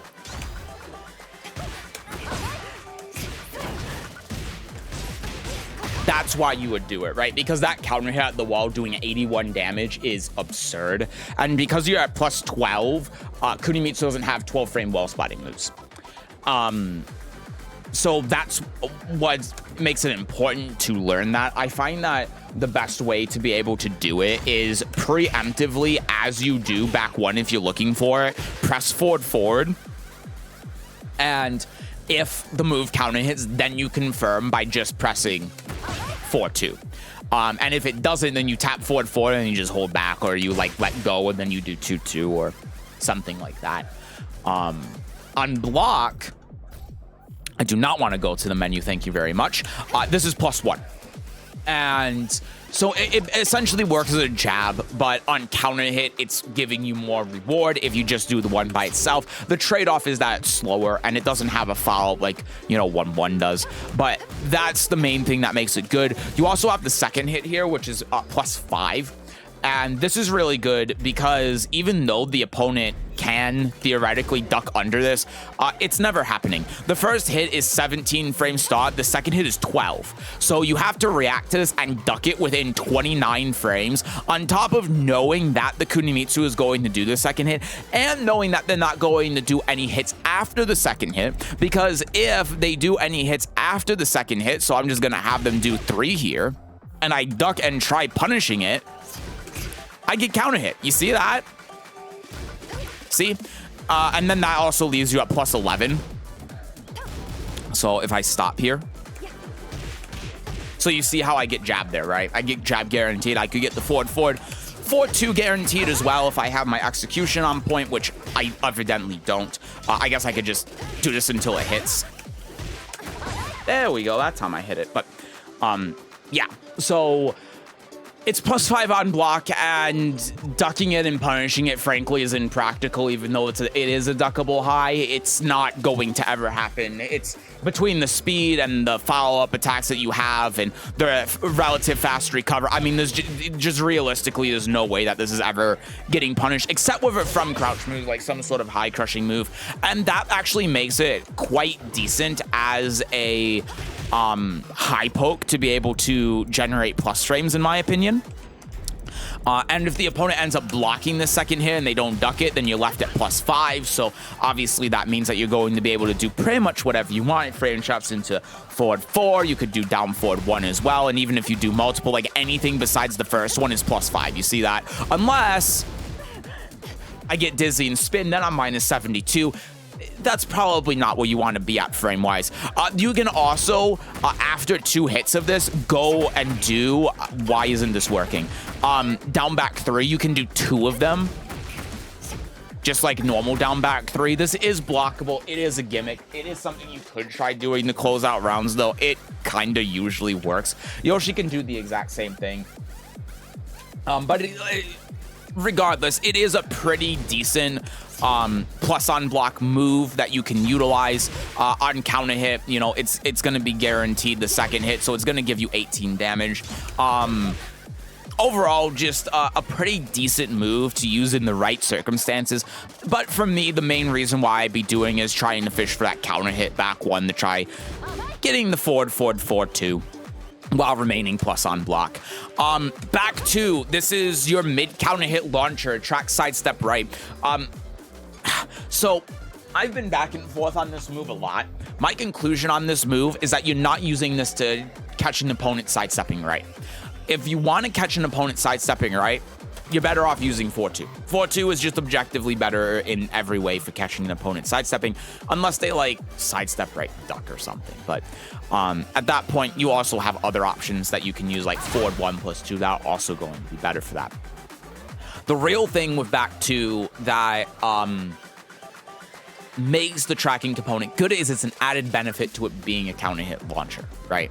It makes the move more versatile in more situations because it tracks to sidestep right. So if an opponent does like sidestep down forward 2, as an example, down 2 or back 2 is going to be able to prevent that, on top of it being less risky because the opponent, obviously, if they step guard to the right, they're not going to be able to block it. So you're not using this move to catch an opponent sidestep, and the counter hit is more of an added benefit. Instead, in my opinion, you're using this move specifically as a counter hit launcher, and the step catching of it is the added benefit, if that makes sense. The problem with this move, of course, is that it's -9 on block. And in my opinion, in Tekken 8, and this is kind of getting into like some metagame stuff and more of like how my opinion is on the metagame, and not everyone's going to agree with this, so take what I'm saying here with a grain of salt. I'm obviously only as knowledgeable as myself, and I don't know everything, and I could be very wrong on the way I view this game. But -9 in this game, in my opinion, is just a horrible position to be in, because so many characters in this game put you into the blender at -9, continue perpetual offense, give you very few resources to be able to stop them. And in Kunimitsu's case, she's one of the worst characters in the game, in my opinion, at being able to capitalize on defense and dissuade an opponent from attacking into you, because she just doesn't have those same tools in a lot of instances to be able to do that. Instead, Kunimitsu is just relying on her really fast moves to outpoke the opponent and then harass them with dumb plus on block stance stuff and moves that have negative risk to it.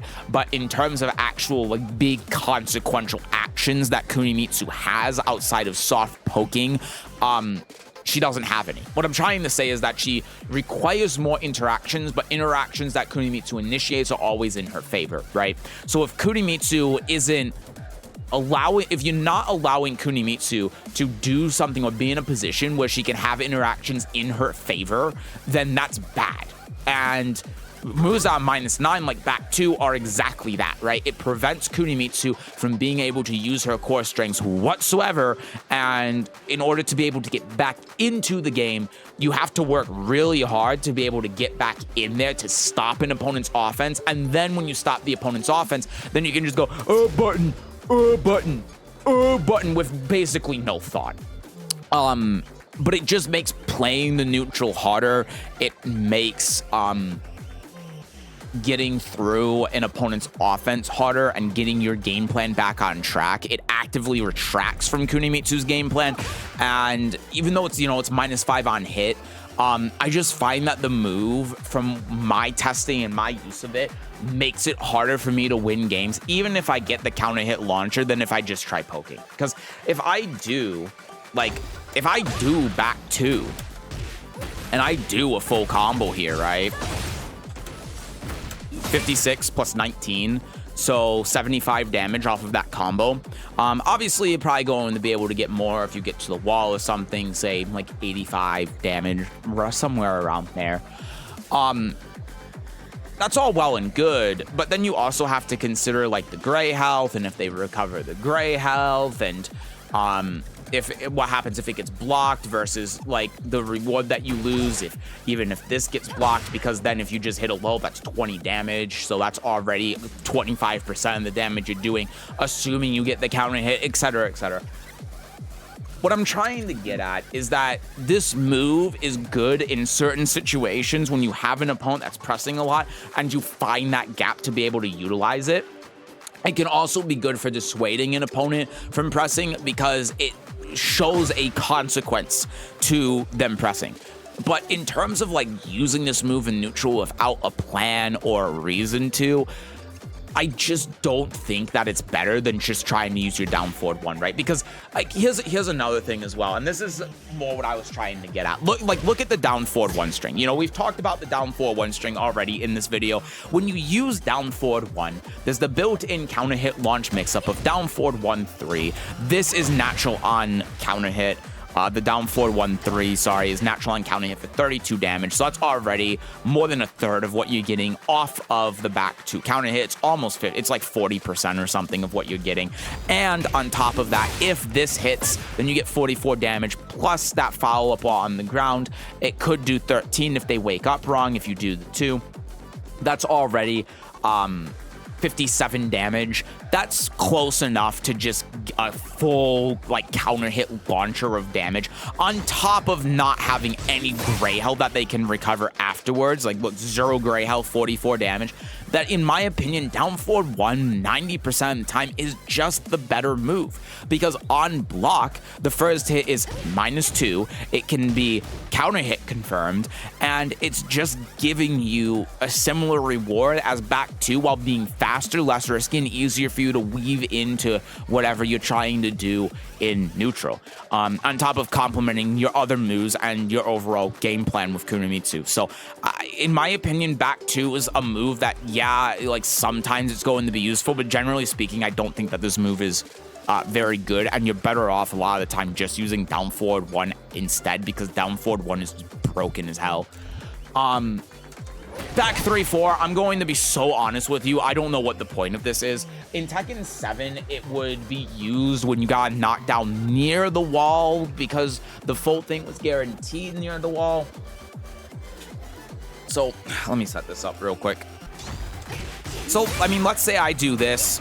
You could have done back 3-4 before. Those 2 hits will guarantee if the opponent's back is to the wall, but you can see here that I can tech roll out the second hit. So what's the point? I don't know. It's a mid that does 33 damage and is also launch punishable on block. It's +1 on hit. First hit also on his -10. You can't hit confirm it. This move's useless. I have no idea. Back 4. This is a non-move that I don't see much of a point to in terms of mids. It's just too risky compared to the other moves that Kunimitsu has. Back 4 does have decent range, but leaves you -8 in back turn. And -8 in back turn means that the opponent can do up to a 14 frame move to be able to punish you. So any like down forward 1 move will punish you in back turn for doing this. The only way that you can play around that is if you parry, because parry has 5 frame startup for Kunimitsu. But if I just, you know, set them up, I'm gonna record them doing this back 4, and then I'm gonna have them holding back just to demonstrate. And you can see I'm holding back, but my down forward one, you can see I'm holding back. My down forward one just hits them, right? If I do 15 frame move forward 4, they can block it, but my down forward 1, it ends up hitting them, right? Now, it's not going to hit them fully from back turn, but if I do, like... Yeah, if I do a grab, specifically an 11 frame grab, then you can see that just hits from back turn. So that also means that if I do, like...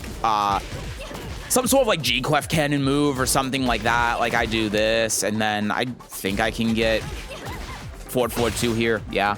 Then stuff like that's guaranteed, and it's just so much risk that you're putting yourself through. On top of it being 18 frame start, when you could just do down forward 3 + 4. Same startup, similar range, better situation on block.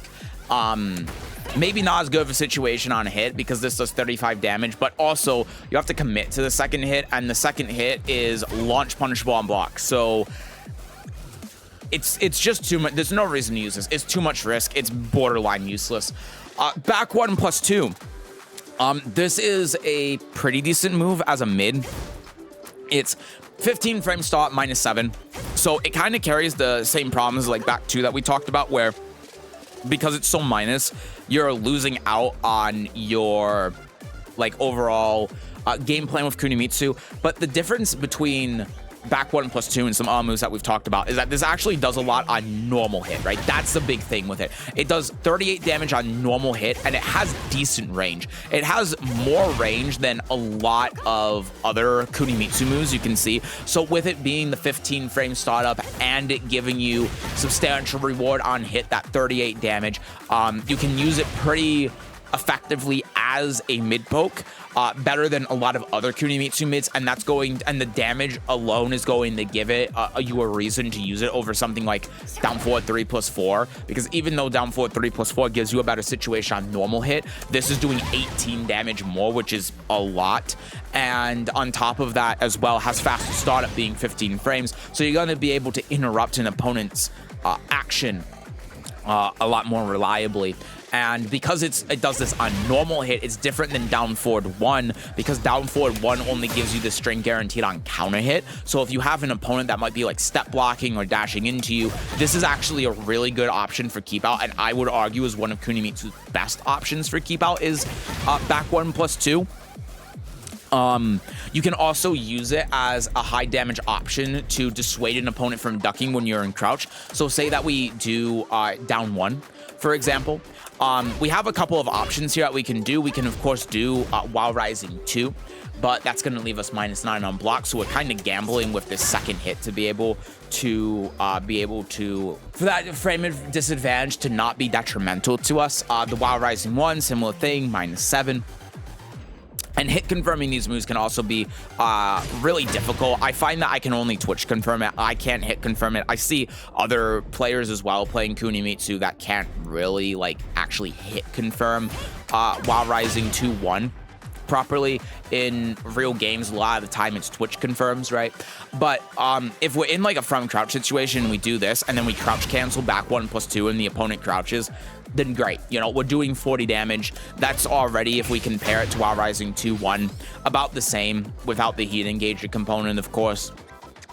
Resets neutral, gives us decent reward, has fast startup, hits an opponent while crouching. It's just a pretty decent mid to throw out, and because it's significant on normal hit, it makes it better to use in a lot of other mids that you have with Kunimitsu from standing. In fact, I would say pretty much any mid from standing.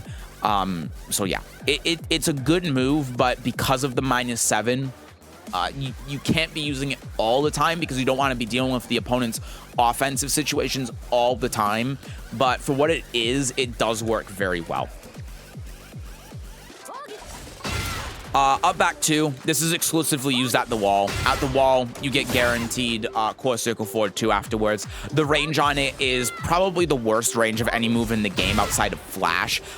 Very easy to get out of, easy to sidestep. Like, this isn't hitting anyone outside of the wall, but if they're at the wall, they can't backdash out of it, so that's what makes it effective. That's the only time you're using it. Up back 3, this is a weird move. This is, in my opinion, worthless. It's completely pointless. The problem is that this is a move that's like a built-in sidestep option similar to Yoshi's Spin, at least I think that's the intention, that's able to avoid an even option select at times, opponent stance mix-up options where sidestepping normally wouldn't work. The problem is the recovery time on this is so abysmal that even if you avoid an opponent's stance mix-up option with this move and the opponent whiffs, the opponent a lot of the time still has frame advantage, so you can't even do like a while rising 4 or something afterwards to be able to punish the opponent for them whiffing, because this just has too much recovery. So as far as I'm concerned, this move is completely useless. A back 3+4, this you can use as a whiff punish, although the startup on it is so slow that I wouldn't really advise that a lot of the time. But the reason why you would is because it has more range than like down forward 2 or hop kick. So this is going to be your longest range whiff punish. Outside of that, you're only using it in combos. It's launch, punch, bomb, block. You don't use this in neutral. Up 2, this move is another gimmick. This move is basically useless. This is a reactable low. It's similar to Yoshi's up forward 2, but it has no range. You can cancel it into crouch, but if you cancel it into crouch, I'm going to demonstrate this here with a recording, you can just throw out a while rising punish as if the move got blocked, and you will still punish the opponent. Well, not punish the opponent, but you will still hit the opponent out of any while rising moves that they're doing. So I just have him set up to while rising 4 as an example, but you can see while rising 4, while rising 4. I even can do launch there, and you can see that also is punishing them doing while rising 4, you see. So this move is completely useless. There's not a single use or reason why you would ever use this move. It's awful, and you shouldn't even consider a move that Kunimitsu has. Guillotine Crow Kick. This is also a move that is borderline useless because unlike Yoshi's, it has what feels to me like less range, although I might be wrong, but it's also only +1 on hit mid on top of having such slow startup that of course it's reactable. So you can only use this move to avoid opponents' moves that they're actively like using. But then if you're doing that, then you can just use Katan. So there's basically no point to ever doing this. It leaves you +1, but it forces the opponent to crouch. So that means that if you do down forward 1, the opponent can just interrupt your down forward 1 with while rising 4. So your +1 actively becomes worse in a lot of ways because the opponent's in crouch, because now they have access to an 11 frame mid, whereas if they were in standing, they wouldn't. This move is, in my opinion, is just, it's useless.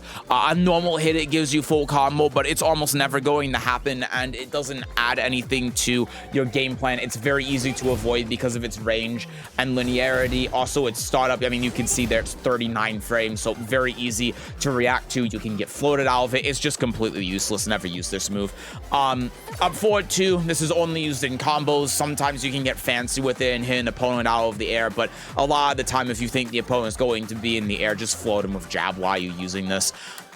Up forward 2, I have no idea what the point of this move is. It's -14 on block mid. It does basically nothing. It only does 29 damage.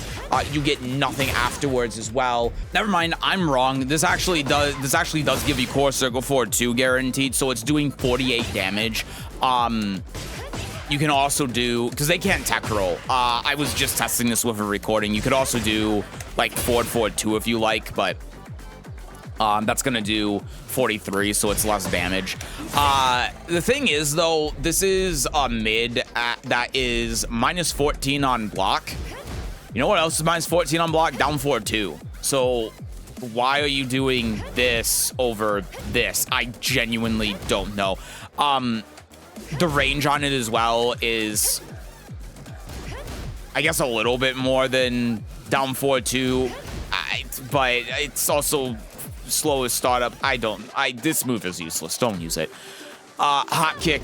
I mean, it's her hot kick. You know, use it like a hot kick. There's not anything special about it. Up forward 4. This is a move that I tried extensively to use to complement like from crouch game, because this gives you forward 2 guaranteed. It can give you core circle forward 2 guaranteed, and depending on like your angle at the wall, it can also, you can see, give you full combo. The problem is that because the move is 24 frame startup, it's reactable as a mid.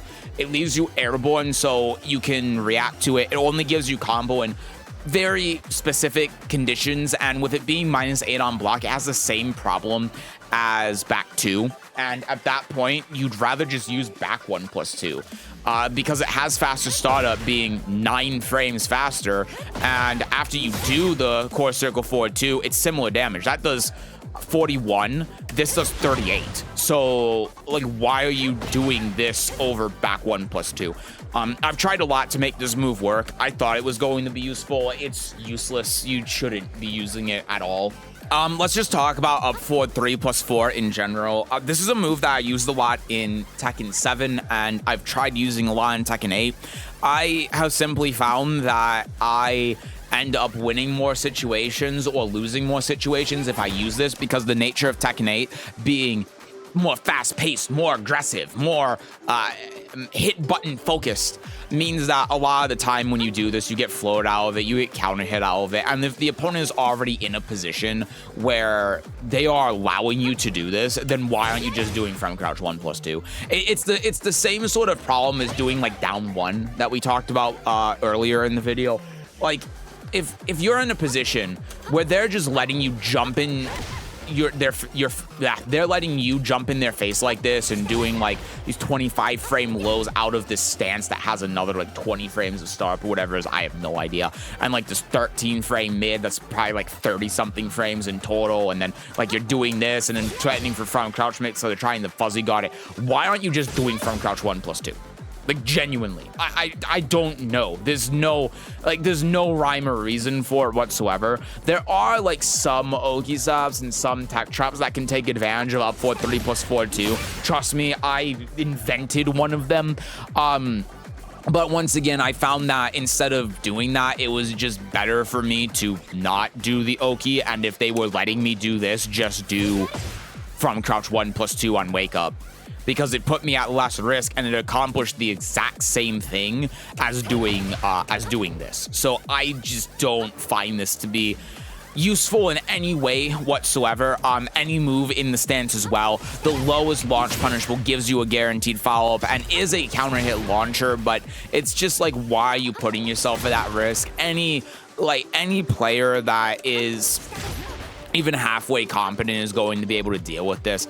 The 2 you can see has a bit of range, but the 4 is going to whiff a lot of the time. I mean, it can hit from like out here, but then it resets neutral and yada yada yada. It's just not good.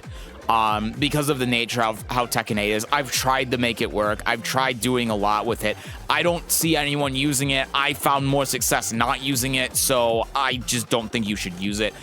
It's the same with the 4. I don't know what the hell this is supposed to be. It's like, even if we're saying like, oh, well, from full screen, you can do this and then go back turn. It has so much recovery that the opponent's just going to kill you for doing this. It's completely useless. Forward 4-2, again, completely useless. It's -12 on block mid. 19 frame stop, which is fine. It's a counter hit launcher, but it's being -12 on block, you getting punished for it. It just makes it completely unusable outside of combos or follow-ups on the ground, so don't use it.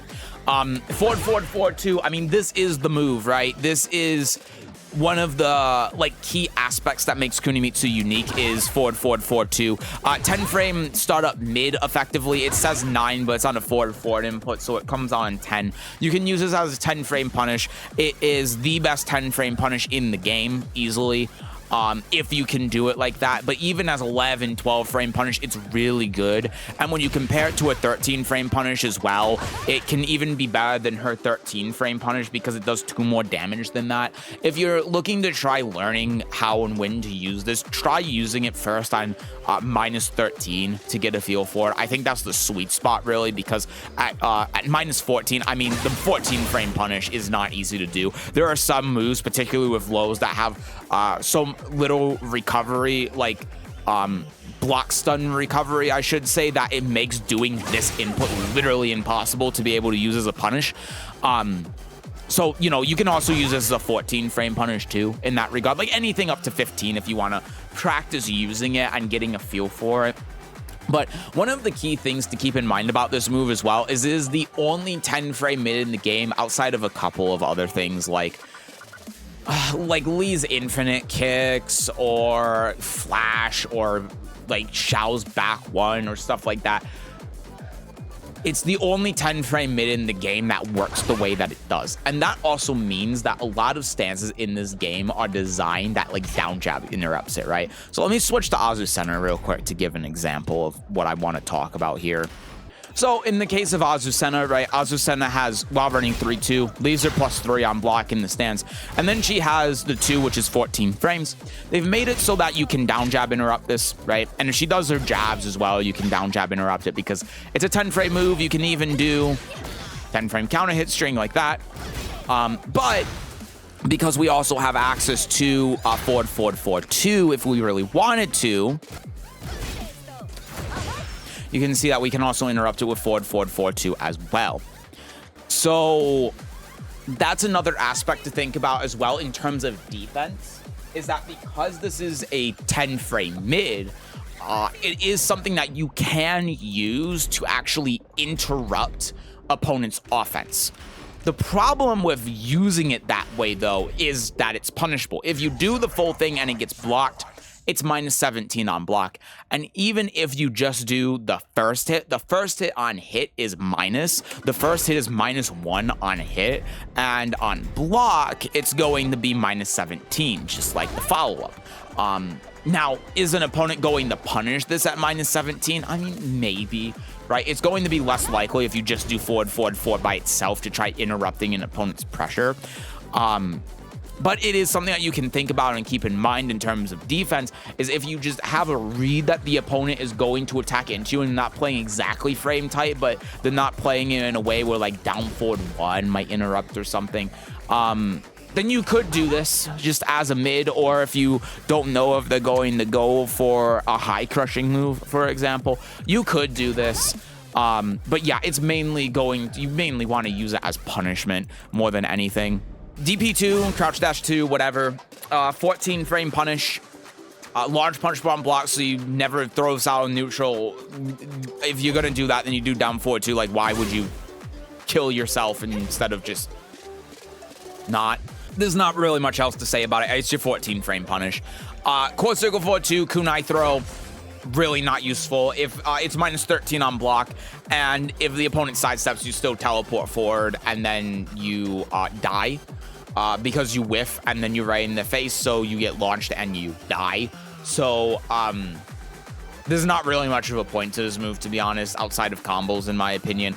There are some like niche situations where you can utilize it sometimes, but generally speaking, you never want to use this in like any situation. The only time really where you would use is if the opponent's just like running at you and holding forward, then like sure, but otherwise no. Quarter circle forward 2. This move's actually okay to use despite it being punishable. It's 13 frame startup. It wall splats on normal hit. It can be used as a 13 frame punish from standing or crouching as well, which is important to remember.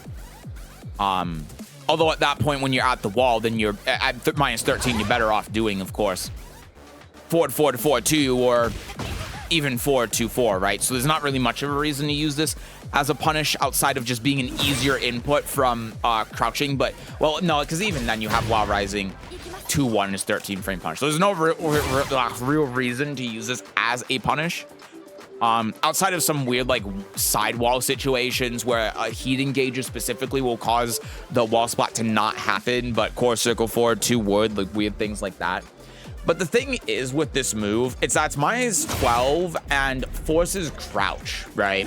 So there's a big difference between minus 12 standing and minus 2 force crouch. Most characters in the game are only going to be able to punish this with while rising 4. And it's exactly the same as from crouch 1 plus 2 getting blocked. And obviously you don't want to like keep getting hit by while rising 4s. But if the opponent's back is to the wall, this is just going to splat them on normal hit even if they crouch. And that definitely has some merit to it, because the relative risk of a move like this, because it forces crouch against most characters, some characters obviously are going to be able to punish as bad than others, like the Kunimitsu Mirror, Lydia, Dragunov. Like there are a couple of characters where you don't want to do this against at all, but against some characters, Whale's another one, but against some characters, this could be a decent option for you to use specifically at the wall if you think the opponent is going to crouch. But otherwise, like, you're better off just using like down forward 1 or your other mids. Or even from crouch, like while rising 2. It's only in that one very specific situation where you'd want to use this. Core circle forward 1 plus 2. This is a homing mid, 20 frame start at minus 9. It doesn't have the homing property on it, but it is homing. The main advantage you have with this move is the range. That's the whole reason why you're using it. Again, you're not using it for the tracking property for the same reasons we talked about with back 2. The problem is because it's minus 9, you're completely losing your turn. You need to avoid that as much as possible with Kunimitsu, because Kunimitsu doesn't have a lot of good defensive options to be able to deal with an opponent's ongoing aggression with any real consequence to it. Like, you're not going to be able to punish the opponent as hard as you can with a lot of other characters in this game for just hitting buttons or continuing their offense. So being -9 with Kunimitsu in most instances is a problem, and if you're trying to catch an opponent sidestepping and you're within range, you always just want to use 4-2. But the main reason why you're using this is because out here, it actually reaches, I think it's Kunimitsu's longest reaching mid, and that also means it's really good for keep out as well. Even though you get in the opponent's face at -9, if you're in a situation where you're out here and you think that the opponent's going to come at you and mash into you and you don't quite know what to do and you feel like you're struggling being able to approach, then core circle forward 1+2 can be a really good option, because even though it doesn't do anything on counter hit, if you get this knockdown, it leaves you, well, that's an example of down one not doing anything. It leaves you close enough that you can actually get in on the opponent and start your offense. But yeah, in terms of like moves to catch an opponent sidestepping and stuff like that, it's not very good for that, but it's mainly the range that you're using this move for.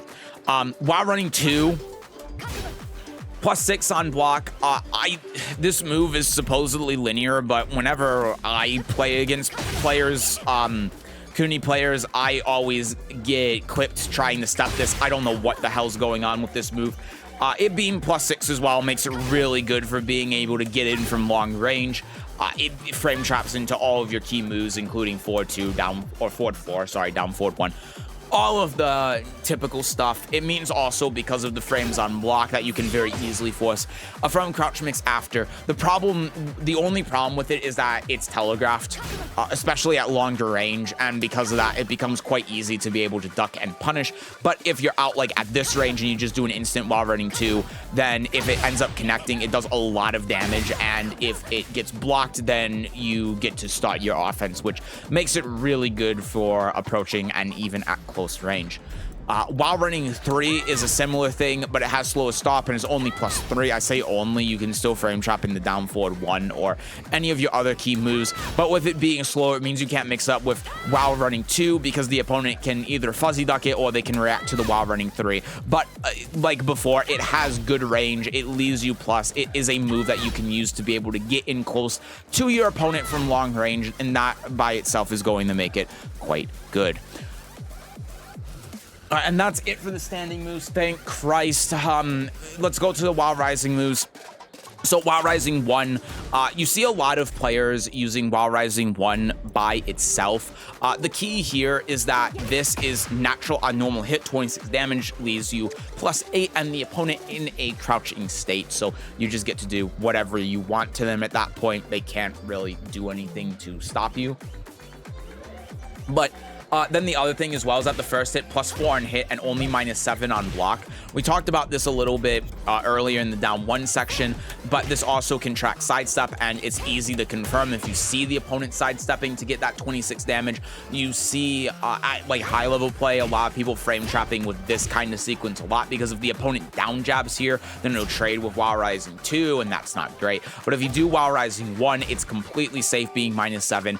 It's Twitch confirmable, and if they do a down jab or something to try interrupting the front crouch mix, then they get hit by this on counter hit, and that does quite a bit of damage. And even with the first hit on block, even though it's -7, the second hit knocks down on counter hit for a guaranteed follow-up, and that's doing 37 damage, which is nothing to sneeze at. So those are all of the things that make Wild Rising 1 quite good, on top of it, of course, being your 12 frame punish. Wild Rising 2 is pretty much the same as Wild Rising 1. The difference is that this tracks better to the sidestep direction. Wild Rising 1 can kind of lose to sidestep left, depending on the situation. Wild Rising 2 doesn't lose sidestep in either direction unless you're playing against, I think, Lily, and that's literally it. But same thing as the Wild Rising 1-1 though, Twitch confirmable. I wouldn't say it's hit confirmable. I can't do it, and seeing other people playing Kuni, including like other noble players like Al and Oslin, I don't really see them hit confirming. I see them more Twitch confirming it than anything. I'd say hit confirming it unreliable, Twitch confirming it very reliable. Track sidestep direction, frame traps in a lot of instances, is able to mix up from your front crouch mix, just doing a lot of the same things as Wild Rising 1 does, but is a heat engager instead of not being a heat engager. While Rising 3 is just your While Rising launcher. Nothing really special to talk about with it. While Rising 4 is just kind of a generic While Rising 4, -6 on block and on hit and +5. It's not doing anything special, nothing on counter hit, nothing else to really talk about there. All right, Sidestep 2. This is a move that I see get used a lot, and I'm going to be completely honest with you. I don't really see why. On counter hit, this gives you heat engager. Boom, boom. That's 36 damage. It also has a follow-up afterwards that's also natural on counter hit on the first hit. That's 36 damage, leaves you +5. There's a mental mix up here as well, where because of the second hit, if they block the first hit, then it is -5, but then they have to worry about the second hit. The second hit, only -12 on block. So it's really not that bad when the opponent blocks it. It's also, again, mainly that counter hit property, right? If you compare it to like down forward 30 +4, down forward 30 +4 does nothing on counter hit. I mean, barely does 1 damage more on counter hit. But the Sidestep 2, because of the counter hit property on it, gives you a lot more reward relative to the risk. That can make it worth it in some instances to use, but the problem is that it's -5 on block, right? So because it's -5 on block, if the opponent just holds back, you can see, have them set so that they're holding back, and I do a jab punish, then that's a true punish, right?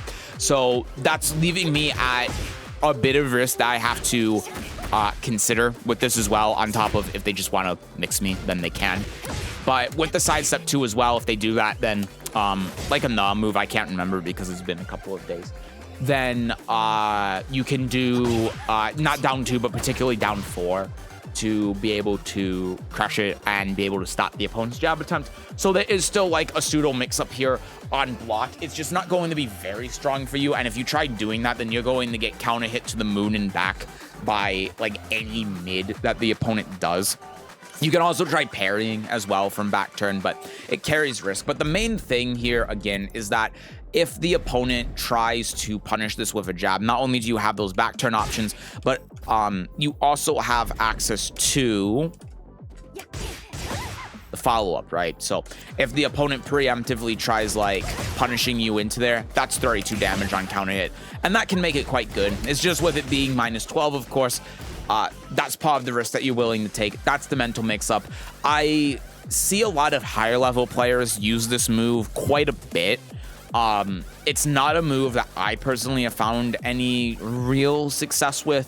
I just find that the risk to doing it, on top of it being out sidestep and being 17 frames, being relatively slow than other moves Kunimitsu has, just makes it not an optimal option most of the time to use. But I could be very wrong. It's probably worth at least experimenting with, because so many people I see using this, and that just gives you an idea of like how the mix-up is supposed to work. But personally, if you're asking for my opinion, I don't think that this move is good. I don't think that this move is useful at all. I think that she just has better options. And like even, I mean, 2-2 I think is just straight up better than doing sidestep 2 in 90% of situations. But that's just how I feel about it. Might be completely wrong.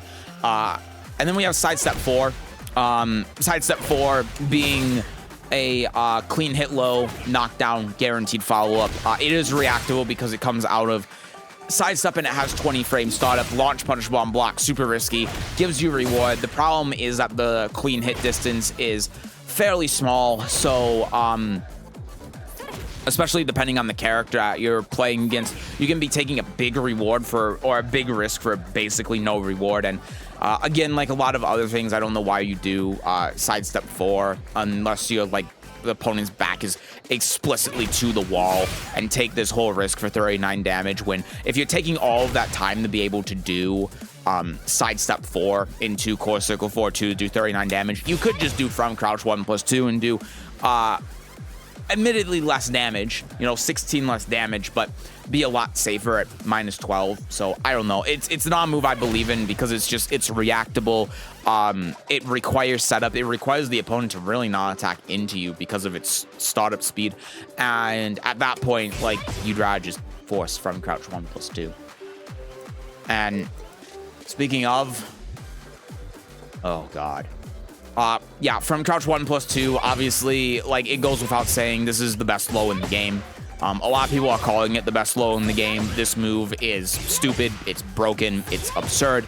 It is 23 damage, +5 on hit, only -12 on block, weapon attack, so it can't be low parried. Sometimes when the opponent's trying to low crush this as well, because the second hit's a special mid, it'll just hit the opponent in the air. It doesn't happen too often, but I have seen it and have had it happen when playing Kunimitsu before. And the mix-up situation we get out of this is just stupid. And that's where we're going to start talking about our back turn options. And a lot of what we talk about with back turn is going to relate back to from crouch 1+2, because that's the main way you're going to be going in the back turn. There are other ways to be able to get in there, of course, but we're mainly going to be focusing on from crouch 1+2 when we're talking about back turn options, because that's going to come up the most often. It's going to be the most it's going to be the easiest thing to be able to relate back to when talking about this. So let's start with back turn 1-2. Back turn 1-2 is quite decent. It can go into Katan, and even on block, you sit here and you're -8. The Katan 2 will still crush jabs from this position. So it becomes effectively the same situation as what we talked about before in the video with 1-1 on block.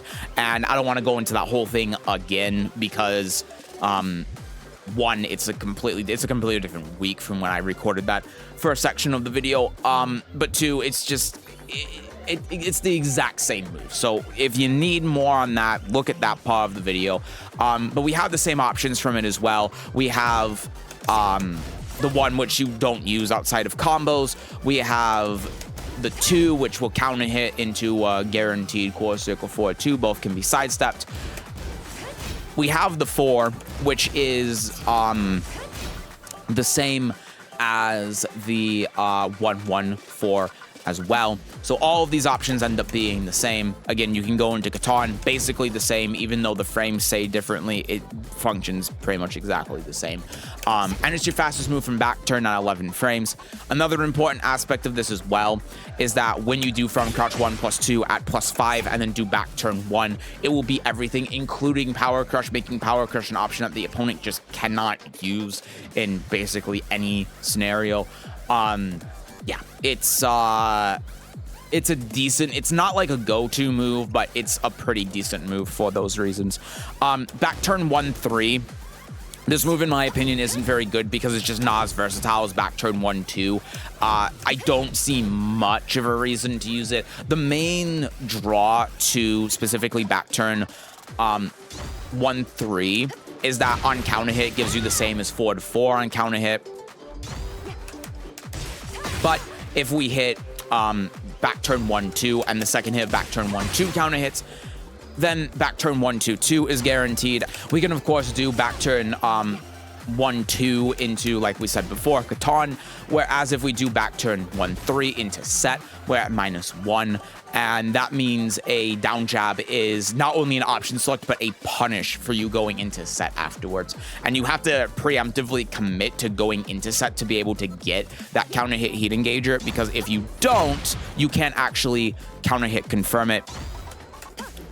It does leave you at +11 though, so that is something to consider, is that because you're left at +11, you could do, if I could get this right, just trying to show optimal here. Oh my god, you can tell I've really never practiced this because I don't use this move. There we go. You could do something like forward 4-2 for 37 damage. That's max, but that's still less damage than we get off of the back turn 1-2-2, which is 40. So, yeah, I think that this move is useless and not worth using at all outside of combos. Back turn 1-4 It's a little bit different. So if we do from crouch 1+2 and we do back turn 1 and it ends up connecting, we can actually confirm into the second hit, and you can see that we have a bit of time to be able to delay it. That's part of the window. So if we set them to counter hit here, if I could actually, you can see that we have a bit of time to be able to counter hit confirm that. It's also +3 on block, but it carries a lot of risk with it because you can just get ducked and then launched. And if like back turn 1-2, for example, hits a crouching opponent, let me just set them to do this. You can see that doesn't give any extra frame advantage on crouching, and there we can also get blocked as well.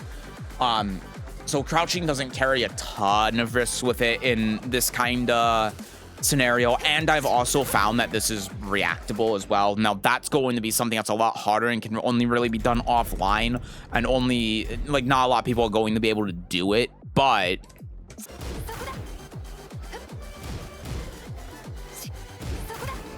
there you go. So it did take me a couple of tries because I haven't religiously practiced this, but it just gives you an idea that theoretically the high can be reacted to and ducked. And I'm sure players that are much better than me are going to be able to do that, because since I can do it with my limited experience. So, yeah, it's like, it's fine, but it's not really going to be a move that comes up much, and not a move I think you should do just because the relative risk of it is just so great that it's just like, why? Back turn 2, this is your back turn power crush. Again, like not much of a reason to use this. The idea is that in some instances, like after 4-2, for example, if the opponent tries jabbing, you can use your back turn power crush. It's actually, I need to fact check to make sure it is 7 frame startup. It should be, but I'll double check real quick. Yeah, Tekken Doc says that's power crush on frame 7. So like, yeah, theoretically you can use it to like absorb a jab or something until they do a single jab and then duck under and then launch you for doing it. On top of it being a high as well, it just means that like if you crouch, then you avoid the power crush as well as everything else except for back turn 1+2 and forward 1+2. So I don't find myself ever using this move, and I don't really see players using this move either, so it's just kind of like useless in most situations. Back turn 3, the main point of this is to crush down jabs. So if you do, again, let's set them here to do a 4-2 on block, and then what we're going to do from there is we're going to have them do back turn 3, and we're going to simulate the defender. We're going to down jab to try option selecting the stance, right? The back turn situation, boom, we get punished for it. So that's the entire point of back turn 3. That's the main reason you're using it, is a read that the opponent does down jab. There's not much other reason for you to use it. On block, if I don't have them set to crouch block here, this move ends up being -3 on block, so the same situation as 4-2, but because of the start being so slow at 24 frames, it's reactable, and you can easily get like flowed out of it and stuff. So if you're gonna do a mid, you're better off using 1+2. Again, the whole point of you using it is just to avoid specifically down jab. Back turn 4, this is an interesting one because this is a move that I used to use a lot because I thought, oh my god, it's a homing high that's +6, it's insane. This move I found more success with Kunimitsu just not using it, and the reason why is because like it doesn't help with Kunimitsu's game plan. It's like, oh cool, you're +6 or you're +6 into stance mix-up, amazing, do down 2, idiot. Like, why are you doing back turn 4? It doesn't make any sense, because if the opponent ducks under back turn 4, guess what? You get launched for it. Hell, even if the opponent, and again, I will demonstrate this just to show you here. If the opponent does back turn 4, sorry, I need them to not block this time. Don't block here, boom, boom, boom, and then I'm just gonna hold back, right? If the opponent tries down jabbing and you do back turn 4, which low crushes, wow. I guess in this situation, because of the frame advantage, you actually don't get the punish. But if we do like this, for example, then you can see I can get a punish there, and I can even get a punish up to sorry, I got hit there, so it's not going to be as effective. Oh my god, help me. help me. I can even get launch punish on there, right? And if the opponent, or if you as the Kuni player also do even like front crouch 1+2 and then back turn 4 into set stance, which again, you have to commit to if you're going to do this and the opponent like down jabs, then you get launched, right? So it's I like, the problem is, why are you doing this instead of just down 2 from back turn? Just why? What's the reason? And the more I thought about as I was using the move, the more I went, there's no reason. Because if you do back turn 4 and the opponent ducks, then you get punished harder for the opponent ducking than you do on down 2. And if the opponent doesn't duck, then you don't get any reward for it on block, and you're just putting yourself in the same situation you were already in before you did back turn 4. The move makes no sense whatsoever to use, and you know what? We're gonna skip these and we're just gonna go to back turn down 2 because it makes the most sense, because like this isn't playing into your game plan at all. Back turn down 2 does, because it leaves you +4 from crouch to do another from crouch mix. I mean, you see these clips on Twitter all the time of people doing down 2 from crouch 1+2, down 2 from crouch 1+2, and then that harassment goes the opponent into doing something dumb like a hop kick, and then you just block it, and then you go punish. And then you just keep going over and over, and by the time you know it, 75% of their health is just gone. Because that's Kunimitsu's game plan. It's using 5 moves on repeat, back turn down 2 being one of them, into from crouch 1+2, and then you just keep looping that offense over and over and over again to very quickly deplete the opponent's health, leaving them very few options for counterplay and leaving you at very little risk. So down 2 explicitly plays into Kunimitsu's game plan as one of her best moves and one of the best lows in the entire game, in my opinion. Because with it being +4 as well, you can hold down to stay in crouch. You can also choose not to go into crouch and then do a standing, like maybe down forward 1 to try counter hitting them afterwards or something.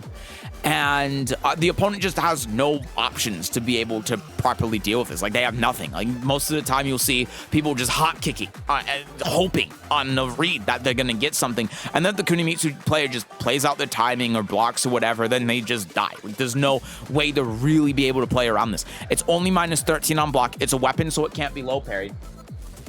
And on top of that, if I set the opponent to sidestep here, so if I set them to sidestep right, as an example, and I do like from crouch 1+2, this catches their sidestep.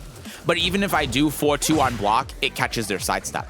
So again, like, why would you ever do sidestep 4 when it's not accomplishing anything and it leaves you at more risk, and you could just do down 2? And the answer is that there is none. Down 2 is just insane as a move.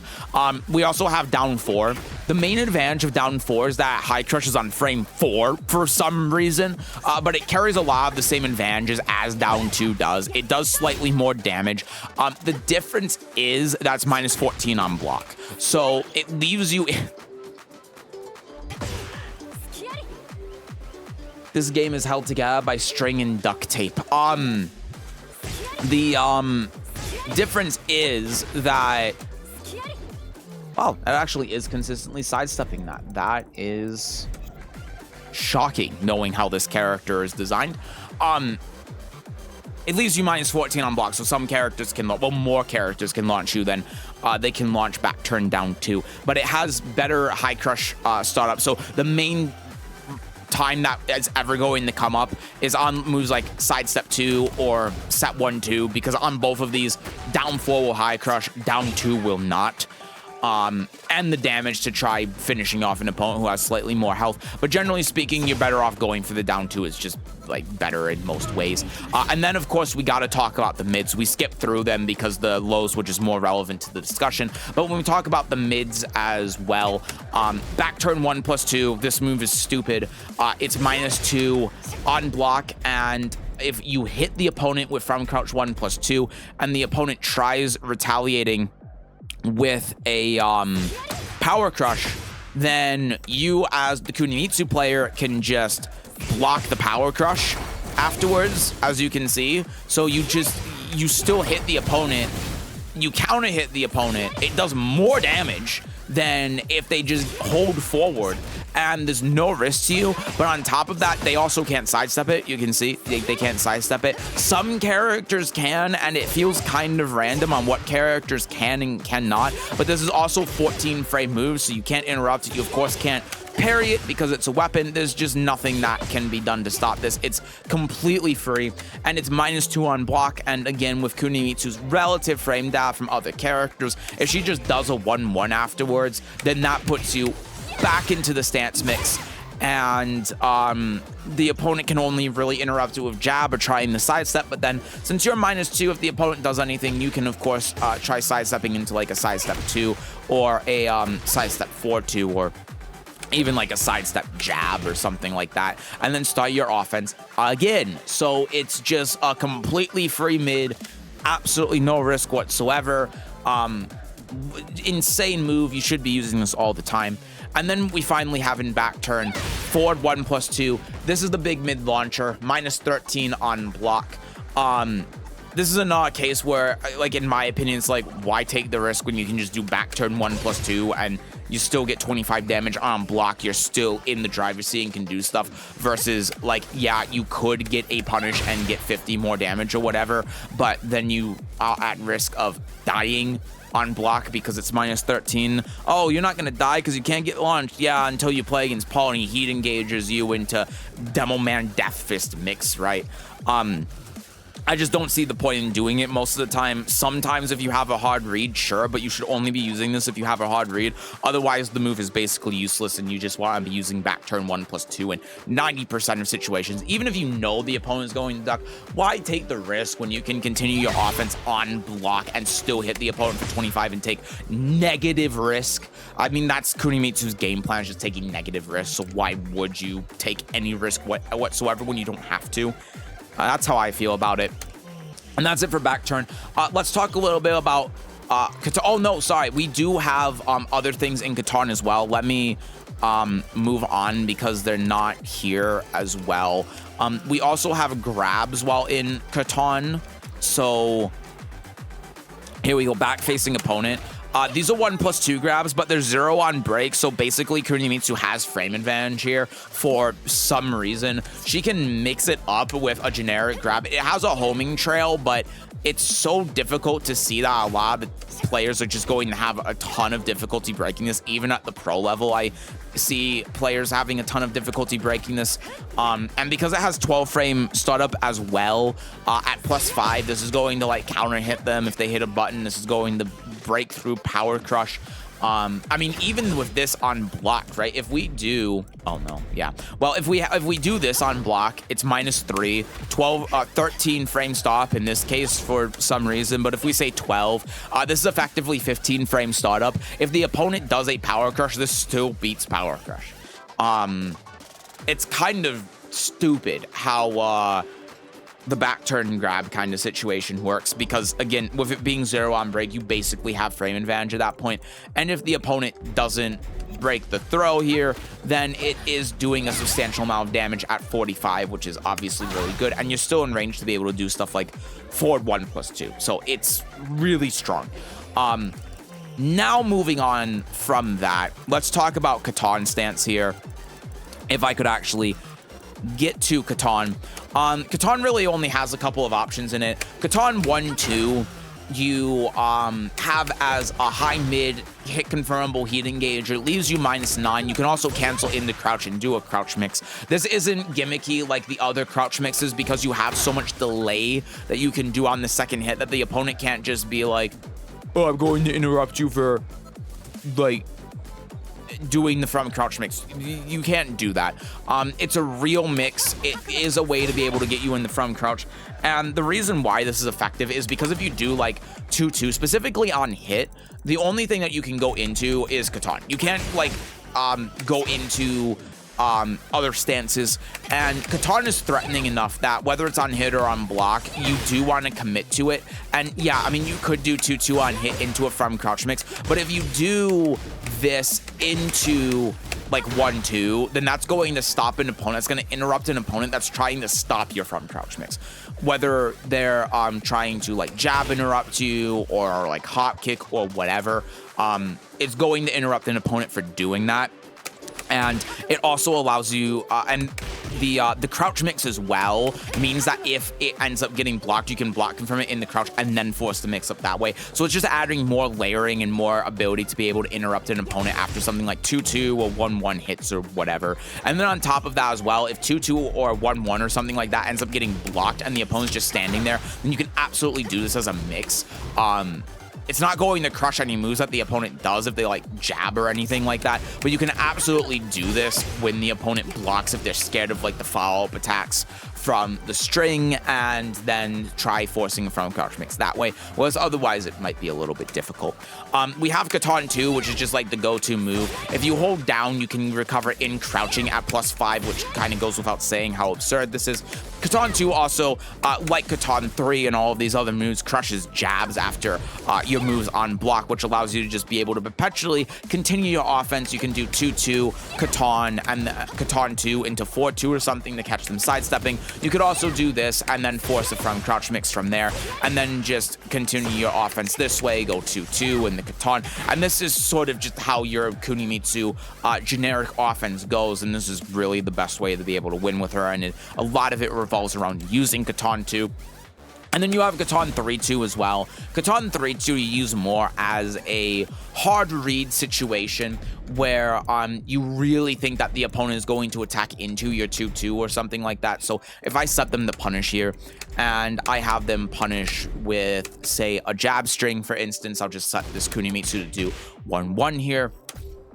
Then I can, of course, use Katan 2 in this instance to try counter hit launching them if they go for a full string. But if they just do one option here, I can do this. I can get full combo off of this as well, even on normal hit. And on top of that as well, I can hit confirm it. The problem with this move is that the first hit does have an interrupt window at close range, but if you're using Katan more at longer range and you catch an opponent doing something from here, it doesn't have an interrupt window, so there's no risk, and you can hit confirm it into the second hit if they do end up doing something from longer range and get a full combo. So it's a little bit more nuanced in how you want to use the move as opposed to Katan 2, but it definitely has its uses, and it can be very good at its uses. Katan 4-2, not really useful at all. On counter hit, the second hit is guaranteed, but at that point, like, you're just using Katan 2. It is a low that you can use, but it's launch punishable on block, -2 on hit, and there is an interrupt window between this and this hit if it connects with the opponent. The opponent can also duck under the high when the low normal hits, so it's not really a move that you ever use. It's not good. You just shouldn't use it. And then it's the same with Katan 1+2. I think that there are some like tech traps and stuff that you can use with this, but even if you're trying to use it, like the intention behind this move is that against taller characters, you can use this move because it has faster startup, but it's faster startup against a character like Fakenram is 24 frames. And I find more often than not when I'm playing against Fakenram players and I try using this, that they do react to it and just duck it and then kill me for it. So it's not really a useful move whatsoever. You shouldn't be using it. And then this Katan up, this just cancels out of Katan while being able to recover in standing.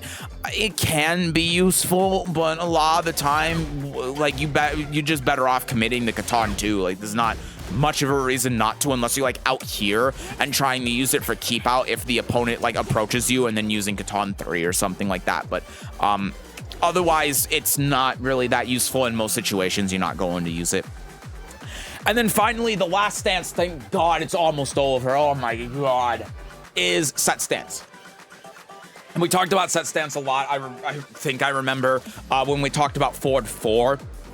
But set stance has a couple of moves in it, and we'll mainly discuss it around forward 4. But one of the big things about set stance as well, before we do that, is that this is a good tool for approaching at long range with Kunimitsu, particularly set stance 1+2. It has the most range of any set stance move that Kunimitsu has, and that makes it good at being able to not only stop an opponent's approach, but also just being able to get in from long range. If we use something like set 2, for instance, at this range, you can see, and actually I'll set up a status here. You can see that even if we delay it, we're not getting all the way there, but if we do 1+2, the second hit's still going to connect. If we go a little bit far forward, then You can see it connects there. If we try doing 1-2, that whiffs. If we try doing 3, that whiffs. If we do the 1+2, you can see even with immediate timing, it does connect. So that's one important thing to know about set stance as well, is that the set 1+2 is the main way that you're going to be getting in from very long range. At longer range, you can use the 3 as well, but it's very telegraphed. Set stance, from what I remember, has a 10 frame startup before any moves come out. So the frame data on any moves, if you use set stance manually, add 10 frames to it. So this set 3, for example, is effectively 28 frames at fastest if you don't delay it at all, which means it is very reactable, of course. The move itself, no, but the stance into it, yes. So you have to be careful when doing that, especially when trying to close out rounds. But let's now talk about the situation after forward 4. So we have set 1. This is a really important one to talk about. It's one of the better moves that you have in set. Keep in mind with all of these moves, by the way, they can be sidestepped to the right except for the 1+2 and the 3. But the 3 isn't going to be doing a whole lot of normal hit because it's 0. So keep that in mind. I'm not going to reiterate all of that, but set 1 here is a really important one because it's -1 on block, but it has this follow that you can delay a lot.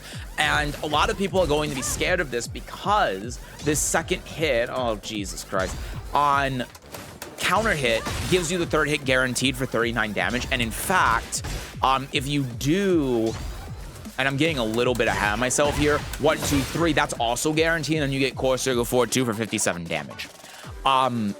So that makes attacking into this extremely scary. And because of that, a lot of people are going to get tripped up on just this, which allows you to be able to set up for front crouch mix. And that's one of the key components about forward 4 in this set, is being able to set up for front crouch mix this way. And even if the opponent sidesteps this to the right, you can see this will still realign. So if the opponent sidesteps to the right and you see them visually sidestep to the right, you can let the second hit of the string rip, and it might end up counter hitting them and catching them for sidestepping. So that's something to keep in mind as well. But also they might sidestep and then wait for that second hit. So even if this whiffs, you can still try setting up for a front crouch mix or block whatever the opponent's attempt is if you only do the 1 because of how fast it is and the fast recovery on it. So that makes set 1, 2 really good as a string. The other thing as well is that this is very confirmable. You can see it's extremely normal hit confirmable, 21 damage. You can either stay in front turn for +8, or you can go into back turn at +8 as well. And at +8, the opponent can do legitimately nothing to be able to beat your mix, as we kind of talked about before with the back turn section, talking about front crouch 1+2, because this is +5. So you can imagine with this being +8 instead in the back turn, that you just get a free mix, and there's nothing that the opponent can do about it whatsoever. So in terms of the individual follow-ups, 1, 2, 1 you never use outside of combos. 1, 2, 2, again, the same as 1, 2, 2. Don't really want to talk about more than that. Again, it's important that you watch the section on the 1, 1 and stuff like that, because it's one of the moves that you're using all the time with Kunimitsu. And then we have 1, 2, 3, which we just talked about here. But when the second hit here counter hits, then this is guaranteed into this. So that makes it really, really good. If they end up blocking it, let's set it all to block here. Boom, boom, boom. We're only -4. They can, of course, sidestep it or interrupt it, though. And then just like 1, 1, 4. We have set 1, 2, 4. It's the exact same thing. Set 2, this is your mid counter hit launcher. This is a move that you are going to have to use quite a bit to stop an opponent from disrespecting you with like jab or down jab, or hell, even some harder hitting things like maybe even hop kick when you go in the set off of stuff like forward 4. It's not the same as back 2, because back 2, when we talked about back 2, was a move that you use in neutral, and there are other moves that can kind of accomplish the same thing in neutral, like down forward 1, for instance, but just better, although sacrificing some damage. There's nothing that really makes up for set 2 except for set 1, which you can use, and I think ends up being most of the time a better option, because you just, in a similar way as like the back 2 and down forward 1 example, you just get more options out of it, like what we just talked about with that section. But the difference is that this 21 damage from this, if it counter hits, isn't really going to be enough to dissuade an opponent from being like, oh yeah, I should down jab. But a big counter hit launcher is. So it being -9, especially for Kunimitsu, yeah, it sucks. But on the other hand, it stops, if you're using this and you're actively using it, it stops an opponent completely from being able to use like any sort of defensive tactics. And that makes it really good to use in those situations. But you don't want to be using it all the time. If you don't have a read that the opponent's going to attack into you, then you're better off using set 1 plus 2. Set 3 here is your low, like we talked about a little bit earlier. Set has 10 frames of stop, if I remember right. So if you're doing this from long range to close out rounds, this is effectively a 28 frame move. So you have to be really careful of that. It doesn't do anything on hit, but in a similar way as down back 4, this is, with this being 0 on hit, you can kind of still try forcing a firm crouch mix from here. The problem is that forces the opponent into a firm crouch state too, so they have access to an 11 frame mid while rising 4, and that makes your opportunity to be able to mix here a lot harder, because they can very safely just do while rising 4 and stop you in your tracks from being able to do anything afterwards. And that's where you got try like using your movement and stuff to be able to prevent that. But yeah, I mean, it is the low poke that you use. It's a counter hit launcher as well, so that's another aspect of it to bear in mind. But it's really only going to be useful in that sense of the opponent's doing specifically like high jabs. So if we do forward 4 into set 3, and I hope I still have the punish set up, and they jab, you see how we get counter hit launcher there, right? So that's the main purpose that you'd be using it for, is the mix up and then it high crushing, so it gives you that counter hit launcher. We have set 4-2 as well. This move, in my opinion, is completely pointless. It's -8 in the back turn. It's the same thing as back 4 into back turn. The opponent gets a jab punish as a true punish here if they have a read, unless you like hard duck it. And you can't even use like back turn down 4 or parry or power crush or anything to be able to stop that. And the only thing that you have to be able to stop that is the fob, which is -13. So it's just like, why are you taking the risk doing all of this when you could just do set 1 plus 2? There's genuinely no reason. This move, in my opinion, is completely useless.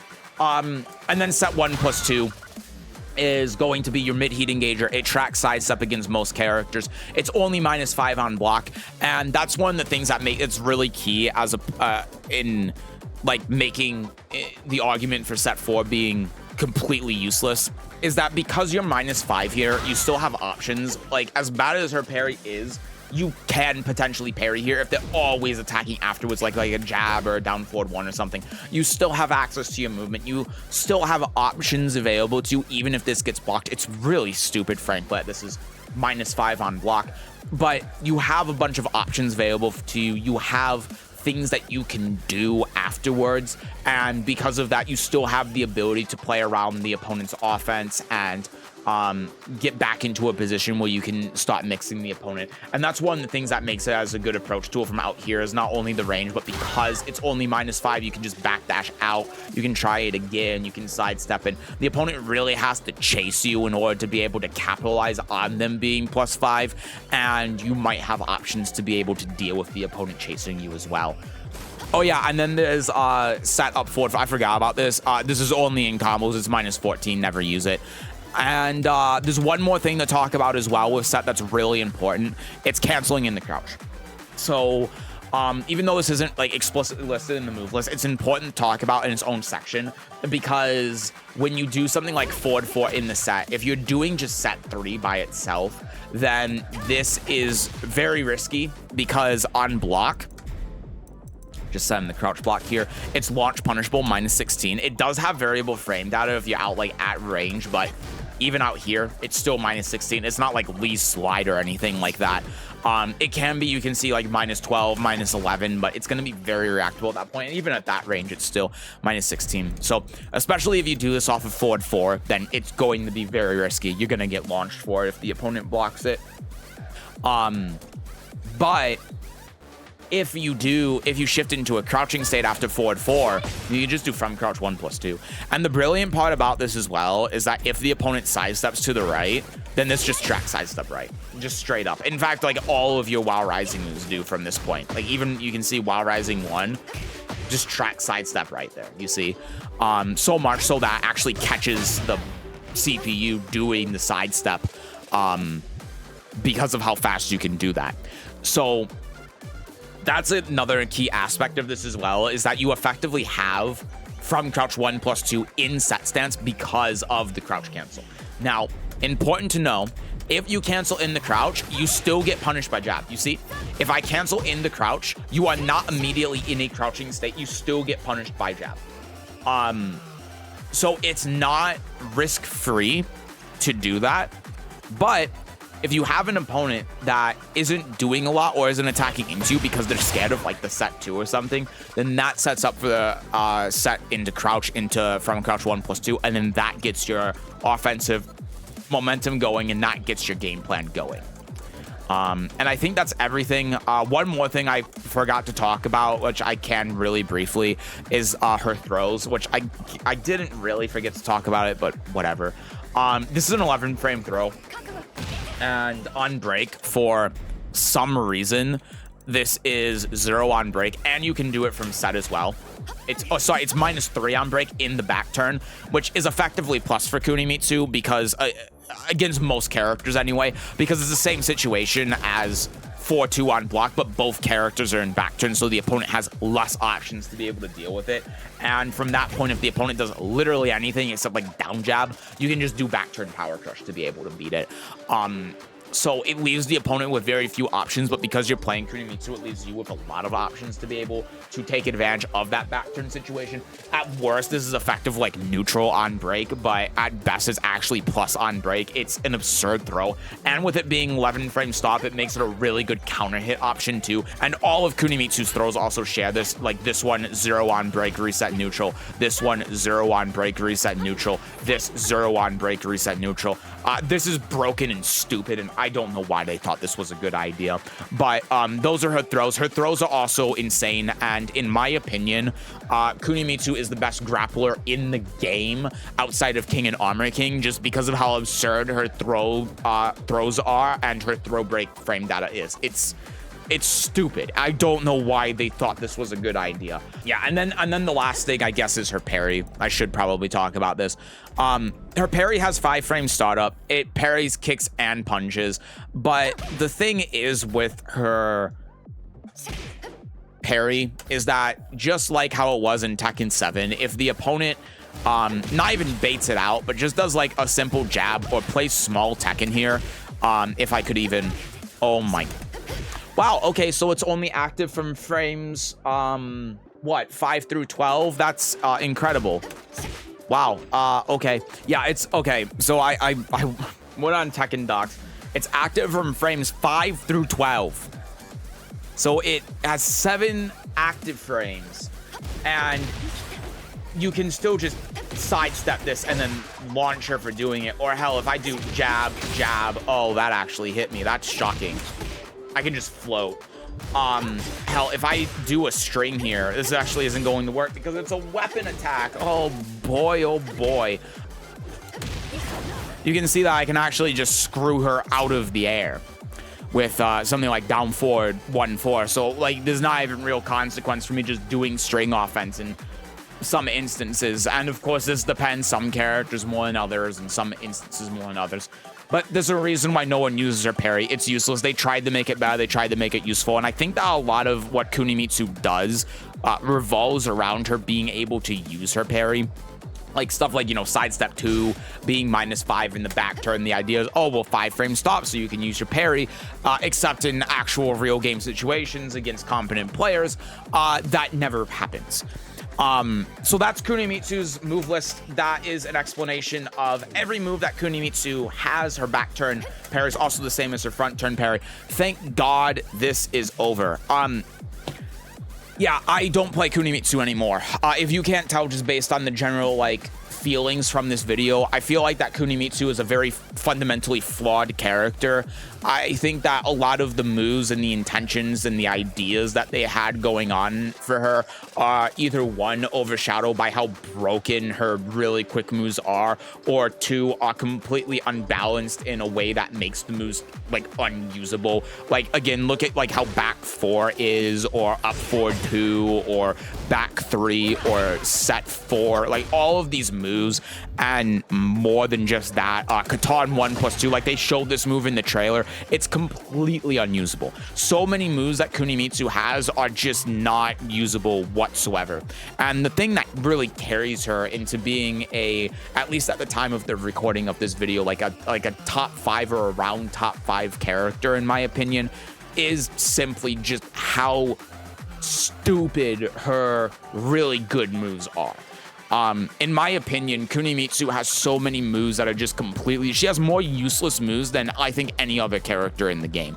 And I think that while I don't want people to get the wrong idea, right? I don't want to say that Kunimitsu needs to get buffed or anything stupid like that. Of course she doesn't. This character needs to get nerfed super hard, because the really strong stuff that she has, like 2-2, 4-2, from crouch 1+2, back turn down 2, like all of this insane stupid 1-1.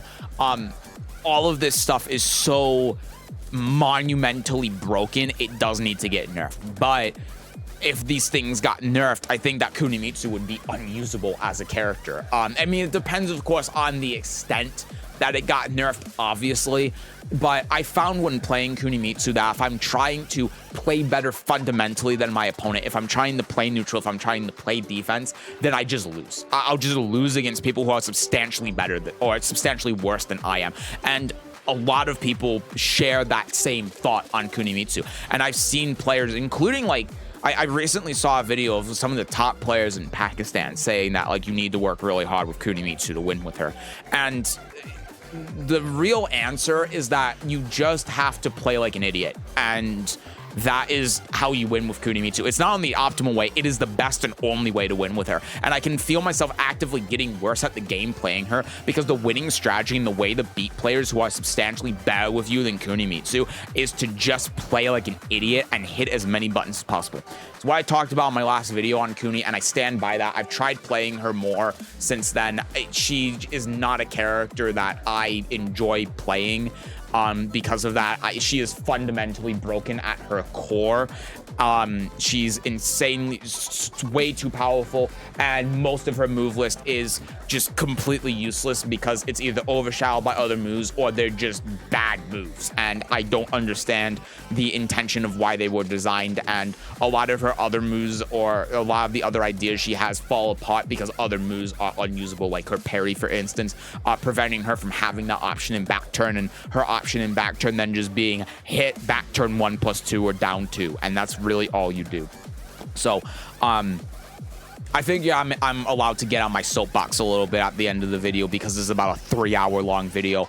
But yeah, you're probably not going to be seeing any Kunimitsu content from me for at least a long time, until they change this character or fix her, because I desperately want to like this character. I really want to play her, but between how poorly she's designed, all of these dumb brain dead moves that have negative risk to them and a ton of reward on both block and hit, and just the general way that she plays, the lack of ability to be able to be unique or interesting with her, or have any sort of player expression whatsoever, getting like actively punished for trying to be expressive with the character, and just not having fun with her in general because of all of that, and how just broken, stupid, absurd she is.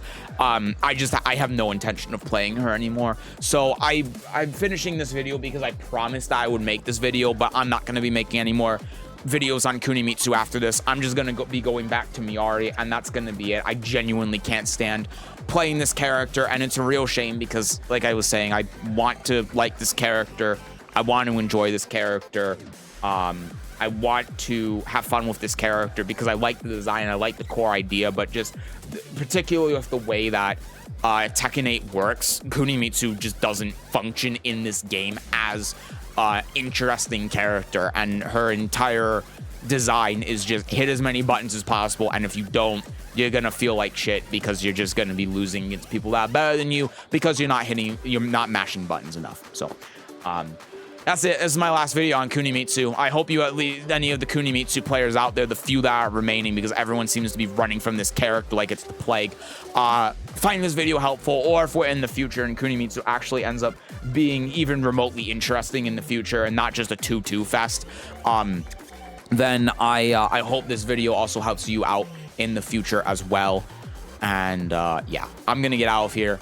Take care, everyone. Have a great rest of your day. And yeah, I'm tired as hell. I'll see you next time. Bye bye.